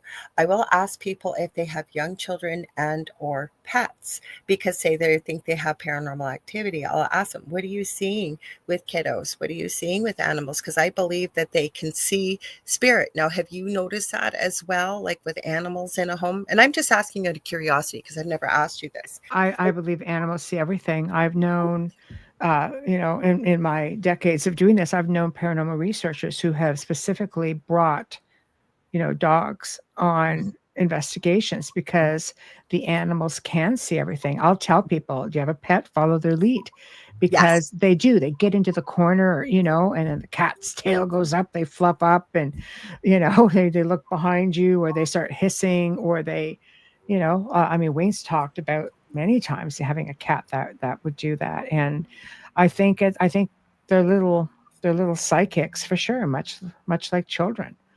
I have my cat, but my dog, even before, say, if I'm coming in the house, and it doesn't happen that often, but you do get passerbys every now and then. I know right away it's my dog, because my dog doesn't act the way she will when something's in here, and she doesn't use her nose. She's the shepherd, but when she starts tracking, and again, it's almost like an open concept circle, and she's tracking in the one time. And I remember talking to you about this, and it was behind one of the chairs I sit in our living room by the sliding glass door. She kept going in there, tracking around. She'd go around, keep going, and then pop out, and it's like, mom, come here, mom, come here, and kept showing me. And I took pictures. There was something there that you can't see it with your eyes, but you can see it on the camera. So your animals know, I think. And I think young children too. I really believe young children especially can see spirits. I think so. Well, they're not, I say they're not, tainted by life, job, education, got to go to soccer, got to do homework. Like they're just, they're not there yet. That's what makes me so sad about that 4-year-old. Oh, that poor baby. It was really sad, but I'll tell you, that 4-year-old grew up to be an incredible young man, and he's a young adult now and has no recollection. Oh, thank God. Of what happened to him during that time. So it was really nice, because when we saw one another again, he remembered me, because I had stayed, in touch with the family for quite some time, and we just happened to reconnect again. And when I saw the family, the girls, and seeing this little baby being thrown out, and now they're young ladies and they're starting, their own lives, and it was always really, really just incredible. Those are the happy stories I like to see. And not everybody stays in touch, but when they do, it's nice. It's really nice. One of my neighbors, very quickly, I didn't know that their niece had been a preemie that lives with them. And she's now, I'm getting old and moldy here, but she's now in her early 30s. And I just realized, I'm pretty sure she was one of my patients in the NICU. But where I'm going with this is, it's so beautiful when you get to see them as adults, right? Regardless of what our work is. It's true. It's hard. Age sets in. It's just like, gosh darn it. But you know what? I find that those are the happy endings, because there are some that they don't always, attachments can stay forever. There's no timeline. Time is completely irrelevant. And it manipulates your life, I believe. Every aspect. Like financially, relationships wise, health wise, like just some of the things you've talked about. If they hadn't been these moms that were very, very tuned into their children, recognizing like the teenager that was sleeping for 15 hours and then you brought the pizza, or the little one, right? Or they get people, you would not believe it, but what it is, right? I believe to keep you in that low vibrational and emotional state, which I think is like a smorgasbord for something like this. And so it's like your whole life just seems to go to crap, like everything you touch almost. And I've seen it with cases, and even in my previous home. I'll tell you, my ex-husband had 3 professional designations, always make the final list for a job, never be able to do anything. The minute he moved out of the house and we broke up, had nothing to do with the house, nothing. Now, again, people say, well, that could have been a coincidence or whatever. No, I really believe he was kind of away from that energy and blossomed. It changes. That's why it's so important to be, in control. Michael, okay, there's a few questions. Do you think the Catholic Church hides alien secrets or sees them as demons? I was thinking we didn't even get to that, because that's a whole other thing. With it is. We might have to do a part 2. I know. Yes, I believe that they're hiding alien secrets among with many other secrets. I don't think they see them as demons. I think they know very well who's who. I still want to know what portal that the Pope opened. There were 5 on, was it Christmas Day, the previous Pope? And also, having been, I say I'm a retired Catholic, I have never seen a Pope's funeral like the last one that was for Pope Francis. Ever in a gazillion years have I seen something like that. Have you? That was weird. With the black pointed KKK, we'll say, and then the upside down crosses. And that was well, those are the crosses of St. Peter. St. Peter, I know that, but still, I've never seen I know. They were wiggy when you throw everything else in the mix. You're kind of like, That's a little bit bizarre. And That was, portals was their words they use. Like, what did you open? he looked terrified. He I looked know. terrified going into one of those, and he was just, I was thinking, that's a whole other show. There's a lot of I know. things Sorry. there that are. No, I know. I'm saying like there's a lot of stuff that goes on there, and things are coming out. People are Yes. just being they're all just being more open about a lot of things right now.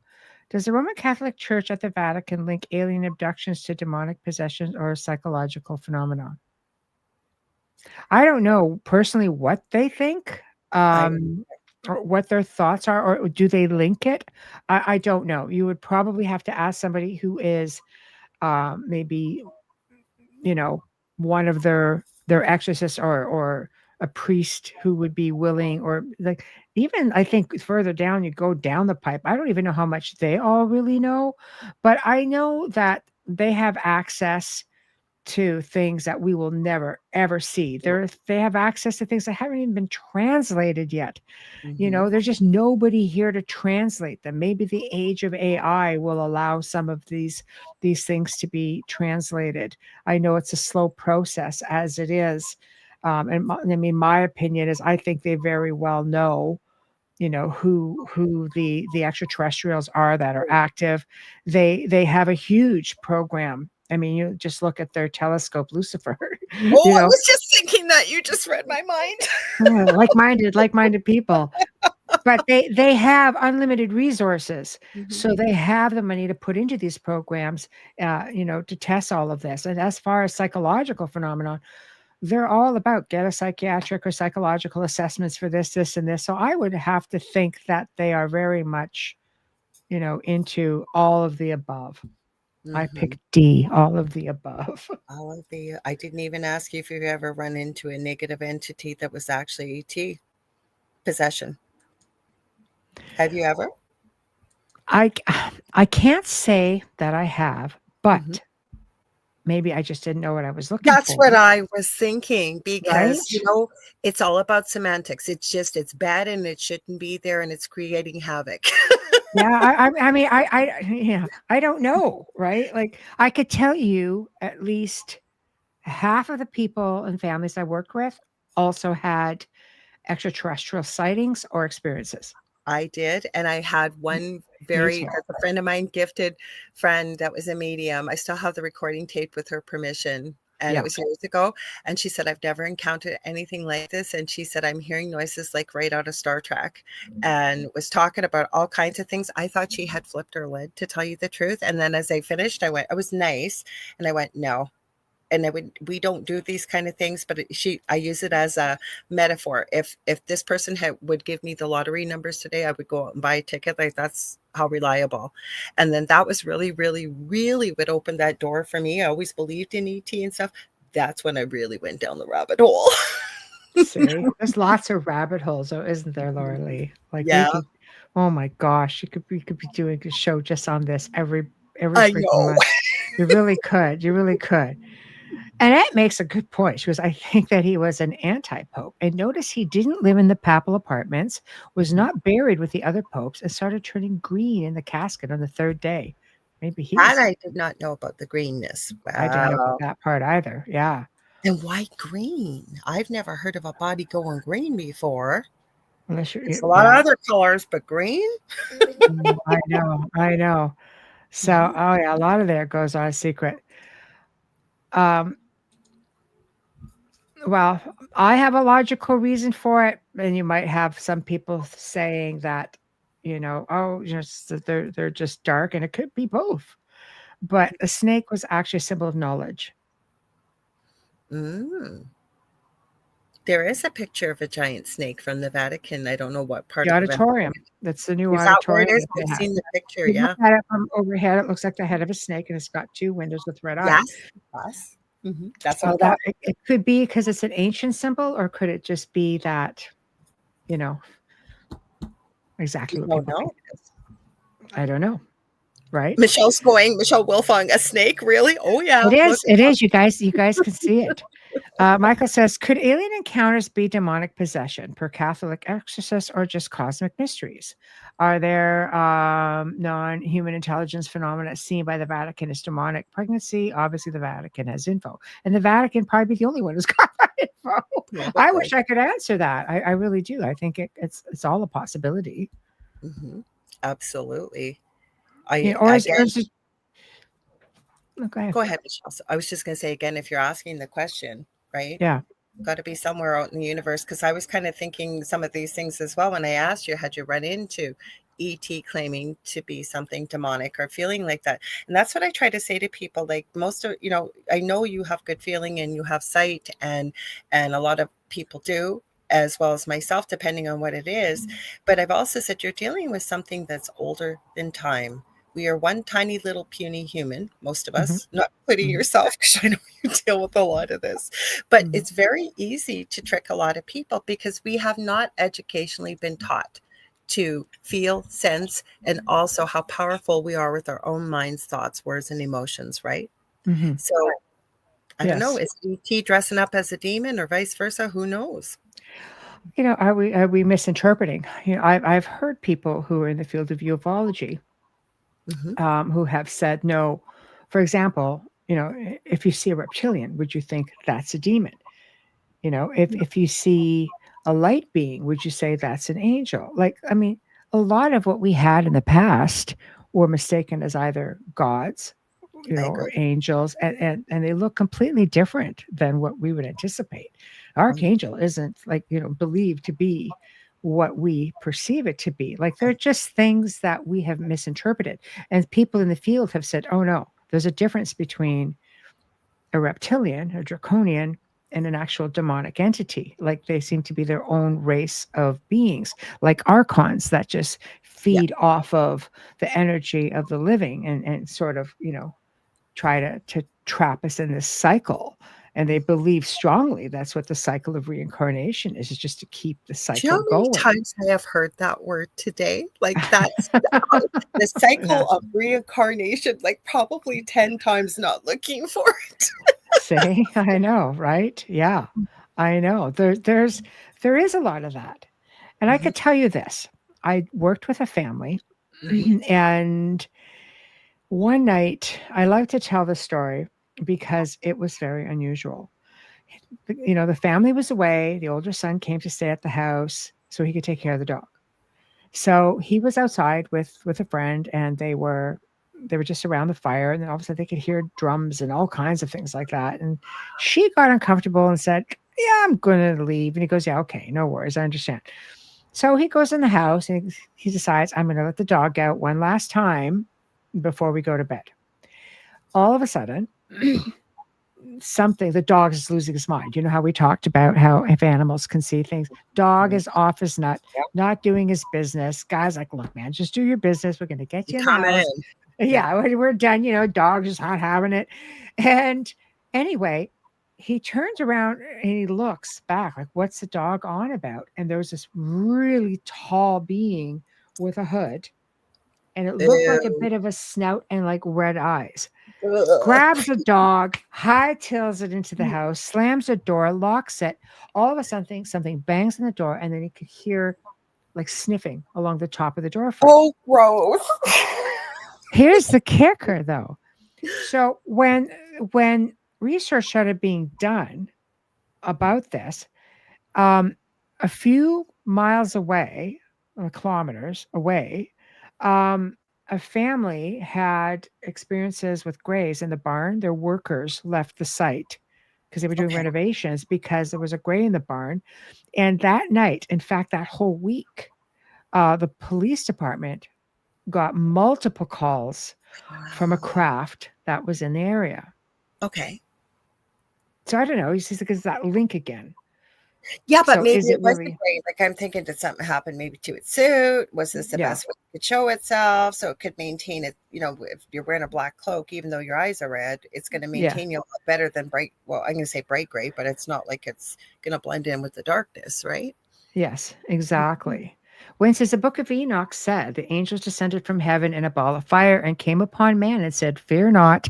Then the angel showed Enoch the kingdom of heaven within the palm of his hand. Sounds a bit like a cell phone to me, or a tablet of some sort. Exactly. So he says, was it just advanced technology like a phone or tablet showing primitive humans the place from which they came from? I have a theory, and again, who knows if it's right or wrong. I believe we are between the fifth and seventh iteration of what we would call Earth, and that we get to a certain point and we mess it all up, because if you can't learn from your prior mistakes or history, you're destined to keep repeating the same mistakes over and over. And I think I've seen it. I can't say for sure, but I've seen certain hieroglyphics and things that almost look like a laptop or a cell phone. Yes. So 100%. I believe it is. I believe it's all connected, and it's just, misinterpretation, which happens a lot. You don't necessarily, the ancients may not necessarily knew how to describe what they have seen. They're seeing what they call it a chariot, which is a craft. Michael says it's definitely is totally connected. Non-human intelligent, ancient history, secret knowledge, and the satanic imagery and dark energies. Fascinating deep dive, a bit spooky and concerning, but nevertheless intriguing. 100%. I agree with you. Yeah, on that one. I have seen hieroglyphs of pharaohs holding something like a tablet. Yeah. Yeah, Carrie. Yeah. So that's the thing, right? And then you get into, if you dig into it, you look at the Dead Sea. Apparently, if you look at it from above the earth, and this is before AI, it looks like a big scorch mark, and readings have been taken there. And supposedly there's still very high radiation radiating from it. So could it have been maybe a meteor or something? Possibly. But what if there was something going on? We would never know. Yeah, the pine cone, pineal gland. Yeah. Yeah. No, there's stuff out there that we're never going to have all the answers to. But I love that so many people now seem to be more open to sharing their experiences, because I think a lot of it has to do with shows like Paranormal Survivor. There's so many. I was just thinking The Haunted, and there's so many out there, and I often had people, because I've consulted on a lot of these shows, not just in front of camera, but off camera, and putting the shows together, bringing people forward to talk about it, because that's just how many people I've worked with. And one thing they always wanted to say, or they always wanted to get out there, because not everybody wanted to be on TV. They're like, no, absolutely no, it was a traumatic experience. Then you had a lot actually who would come forward and say, look, I want to tell my story because I didn't know this was real. I didn't know this was a thing. And I want other people to know that this is a thing, and that there is a way to get help, and that people are listening. And I thought, wow, because this is our way of giving back. That's why we shared our story. That was the only reason. I wasn't looking to be on TV. I wanted people to know exactly. It's kind of what you said, that these kind of things really do happen. And it didn't matter what happened. Like, I swear again on my children's heads that every time we found someone that could possibly help, something would happen. They'd get sick. There'd be a death. Like I said, I could go on and on and on. And I thought, well, at least if we share it, maybe there's somebody that'll see this and be able to help. What ended up happening was we left the house, but I had figured out, like I said, about energy, and it stopped a lot, not all of it, but it stopped a lot by raising the energy or the vibration in the home. It stopped a lot. You starve them, and that, I mean, this is where you even get, even when you're at a place and you just have a spirit, like they draw on your energy, which makes them strong enough to be able to communicate or move around. You're dealing on something that's a lot more energy starved, like I remember early days, a researcher saying to me, I think it might even have been Lorraine Warren, and she said, the only thing that has enough strength to move appliances around or very heavy objects would be a demonic energy. And I thought, oh, that's very interesting. I always kept it at the back of my mind, you know, and I Do thought, you okay. believe that now, though? Well, I know that spirits can move some things around, but Mm-hmm. I don't know. Do they have enough energy, you know, to move really heavy objects? I don't know. I can tell you that projected energy, Or like think about psychokinesis, can create footsteps and things to open and close. And like, we're pretty powerful beings. I imagine we'd be more that's where powerful. I'm going with this. So, say Yeah. you've got a human being that passed away with a Hmm. lot of rage, and Hmm. for whatever reason has stayed earthbound, and maybe finds like people, and they're, if you will, Hmm. it's a terrible name, a ghost gang, whatever you want. I'm not saying I've run into it or whatever, but I think if you had a collective, and especially Hmm. rage, energy, especially anger, it's a very kinetic feeling type Yeah. emotion, right? And I could see with rage, possibly. Hmm. Hmm. I think Hmm. so. I believe I've come to learn, and some of the things that I've seen, and some of the things I've experienced, some of the things that I have heard from people. I mean, people tend to get, you know, if they truly have something going on, they're the ones that get the best, you know, evidence, pictures, or, you know, recordings, even though, I mean, they shouldn't. Sometimes, like, no, because they so desperately want to be believed that they're Hmm. capturing these images, which sometimes encourages, you know, the activity, only because, you know, if you're putting something out there, whether it's a voice recorder, whether whatever, Hmm. ghost box, pendulum, whatever the case may be, if you're inviting that communication because you need to be validated and it's the only way to do it, they're looking at it potentially as, well, you know, you wanted to talk to me. I Okay, you're going to used to talk to get me. angry. I can vouch for Yeah. this. When in the beginning, and I was looking for help, and then I had some people who were much more knowledgeable saying the more attention you give to this in the way of talking about it, speaking about it, and I mean Hmm. it was a 20-hour a day job. And Hmm. then as I became more knowledgeable and understood this, I got exactly what they were telling me. Yeah, you can't keep talking about it. You can't keep, because you get into the emotion of what you were experiencing while you're going through it. Hmm. And nobody's negating how someone feels. You just don't feed it. Don't feed it. Just kind of like we don't feed the trolls, you don't feed them either, right? And Yeah. it made a lot more sense to me. So I'm agreeing with you 100% from personal experience many years ago. Hmm. I again, it's just through trial and error. I remember being called in by a woman. Luckily, it was in the same city I was in, so I was able to say, okay, I think I can tackle it. Um, and her husband had passed, and she goes, "I need you to tell me if this is my husband." And I'm like, okay, whatever. She played a voice recording on her answering machine, and this thing was calling her an effing.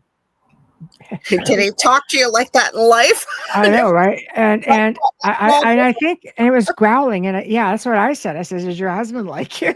Like, I said, I no. don't mean to be facetious, but that does not sound even human to me. You know, Hmm. it turned out that she connected with she wanted so desperately to get a message from him. She connected with an EVP group out of the US, and who were encouraging her to do voice recordings. It got so bad that something came in as this was happening, and it got worse and worse and worse. I finally had to, I don't walk away, you know, I don't like to leave people vulnerable, but you know, the last straw for me was she wanted to do necromancing. She goes, Oh, dear God. I need you to help me bring my husband back to the physical. I says, I'm out. I'm She had a whole group of people who wanted to do this. It took years. 3 years later, 2 years later, I heard from her, and she said things got really bad. And I don't blame you for stepping aside. So I've offered help everywhere I can, but you know, you not only did you leave your foot in the door, you left it wide open every time I kicked it left the house. open. You kicked Yeah, it open. exactly. It's really hard. And sometimes, you know, she goes, no, I needed to go through that process, and it helped me heal. And by the time a few years later, you know, came back around, I was able to go in and help her get the place clear. And then, and then she was able to heal. And it's Mhm. incredible how I often hear the same story from people. So as we come into spooky month and this time of year, and Mhm. we seem to have this fascination for not just spirit activity. But it's like media. All the media will show you, paranormal. Yeah, the more dangerous, the better. Like, how many times have you heard me say, the whole world probably thinks I run around screaming demon, whereas I'm pretty darn logical, but it doesn't sell. Logic doesn't always sell. It doesn't. So, but the D word tends to sell. And people seem very surprised when they would ask me to come in and help them and go, saw a demon? I'm just like, oh, don't we think it No. is? No. No. Yeah, sorry. Sorry But to disappoint. I know, yeah, it's kind of the big letdown. But what is it do you think that drives people to want to have this ultimate scare, and sometimes with a very big risk? I think it's kind of like the same reason why people are fascinated with serial killers, right? You see it on TV, you read about it, you hear about it, and it's kind of almost a curiosity about how somebody could be that twisted, that evil, that whatever. So when it comes to a demon, depending on the TV show, it's constantly everything's a demon, and the things that you see and the way they act. Like, I've seen so many people want to emulate that and just really know, is this real? Is it not? Like, I don't think it's real. I think it's TV, right? And it's almost like they get oversaturated with it. Some people have a desire to get famous from being on TV. I've seen that too. It just depends. I think it's a variety of reasons. And it's kind of like the boogeyman that you were told was never real as a child. And here it is. And you're seeing real people talking about their experiences. It's almost like, is it real? Should I do it? Should I not? Like, and pursuing it that way. That's what I believe. What's your thoughts? I know we got to go. Oh, yeah, I always have that time. I always have a bit of time. My thoughts are, especially with television, I've done so much of it, and I get to see how things work on both sides of things, because I do spend a lot of time creating behind the scenes, but television has a way of leading you astray. And for people who aren't researchers and they see something, you think this is how it is. It's not necessarily how it is. I never went looking for television, and I was very humbled that it came to me, but I still learned a hard lesson, because it was my name, my image that was out there. And I'm trying to undo the fact that, no, I don't think everything in life is a damn demon. Sorry, I do not. I don't either. And but I've lived it. Yeah, you just don't know, but they're not that common. We're not looking around every corner. But you again, you lived that. You understand that there is. I've lived through that. I understand that there is, but it's not every case. It's not every situation. Attachments can often come also from human spirits, who just don't want to let go. I was thinking that because I have seen it where it's almost like people that have problems with substances. We'll use alcohol, for example. You can't physically experience it. Say you've got something earthbound and it can't experience it, but had those problems, right? One way to experience it. No, it's true. It's true. I think moving forward, it's very important as you guys start getting into, because there's all kinds of tours that go on all month long, and go in just, again, with a grain of salt, careful what you wish for. Yes. I strongly encourage people to be, go out with like-minded individuals, go to organized tours. A lot of them will teach you how to properly use equipment, or they will give you the history of the locations in hopes that you might get a really great experience. Do whatever it does, whatever it takes, whatever gives you strength and faith to just say, no, nobody's coming home with me. That's it. And be aware. Be aware, because sometimes there's things out there that take those requests very seriously. And again, how I can empower people is to stand in the power that if this was a human being and they were insisting they go home with you, or whatever it may be, use that energy. You don't have to get angry, but very, very, if you will, forceful, assertive, and nothing is coming home with me. You're staying here. It's a great night. Thank you very much. But you stay there. I'm going home. Exactly. Not allowed to come over. That's it, right? So that's it. Expect your space. Is there possible connection, possession, and narcissism, particularly malignant narcissism? What are your thoughts, Lorilei? I can't, what it is, if you look at it, and again, I'm not allowed to diagnose, but when you are, I think it has to do with energy when you get it. And that could be physical, ways you affect your personal energy, personal space, if you want to call it aura, whether you use illicit substances, even things that are legal, whatever you do to kind of weaken that. And that includes the way you think. So if you're a glass half empty and you're a really negative person, there's many, we can do a whole show on that, but I don't think it's necessarily just malignant narcissism. I think it's about the person. It's kind of a bits and pieces of a whole that make you who you are, and whether you might be more attractive to something very dark and deep and negative. What's your thoughts, Michelle? I agree. I think there are people who, like I was saying earlier, it's very possible that there are people in this situation who may have an attachment. Some people go through their entire life Never knowing. never knowing. Sometimes it's generational. Sometimes it's karmic. Sometimes you just pick something up along the way. It's not always like in your face.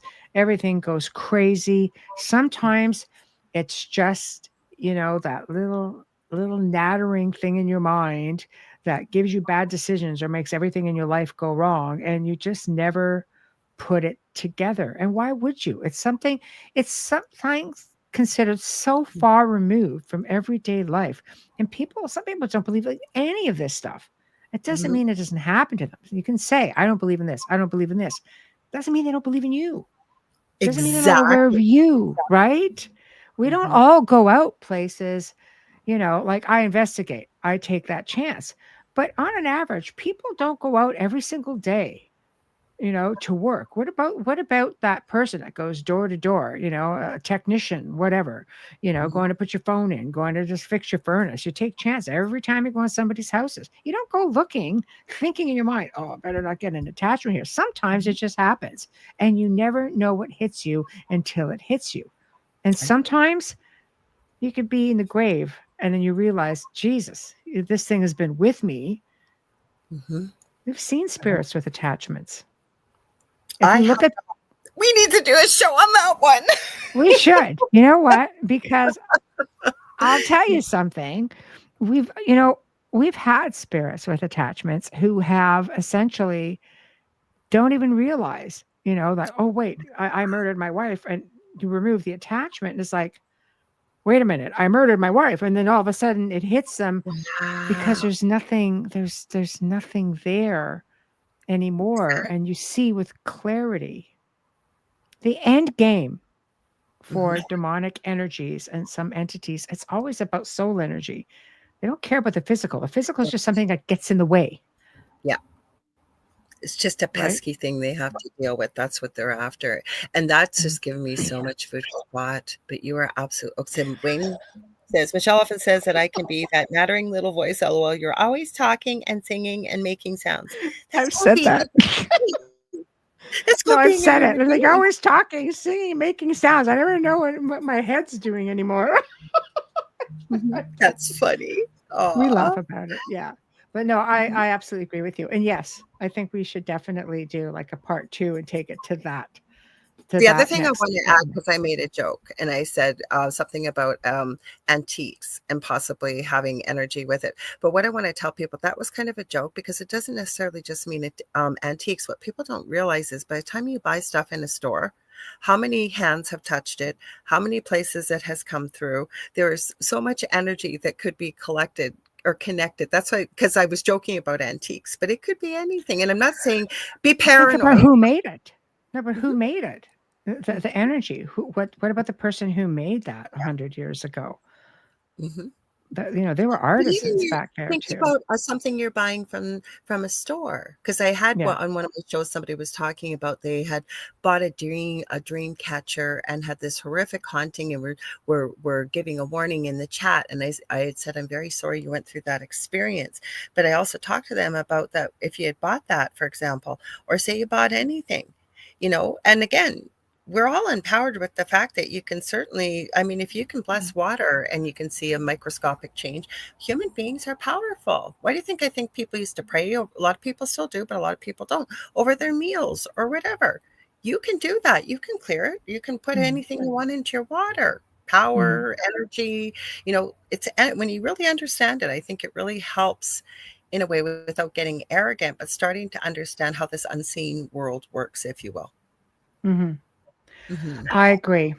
So, Mm-hmm. who you got? What do you got coming up tomorrow? What's on Beneath the Hollow Moon? What are you guys doing? So we are talking about Bradshaw Ranch tomorrow. Now, Ooh. I have contacted a friend of mine who has been on the Angel Rock a few times, Tom Dongo. Yeah. So I'm not sure where we don't normally have guests, but I know he has got crazy stories. He's got pictures. So I haven't talked to Kerrilynn yet, but we usually have a story by the end of the show. People send in. So I don't know if we can maybe sneak him in towards the end or something, but he's written a book. So that's where we're going tomorrow, to Bradshaw Ranch. Yes. Ooh, well, that sounds very exciting. And Mm. for those of you guys who are going to be tuning in with us Right after tomorrow, us. with us tomorrow evening, Wayne joins me for another open mic, Mirror on the Wall. We're going to be talking mirrors, portals, scrying, black Ooh. mirrors, ancient belief systems, all kinds of stuff. It's going to be a lot of fun, and get ready. Let's just have a good time, laid back, and let's see where it takes us. Thank So, you for having me. I really enjoyed this. This just flew right by, and such always a great audience.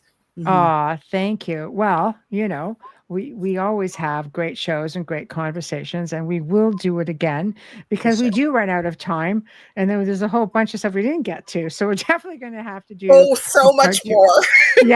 Yes, and we will do it. We will do it for sure.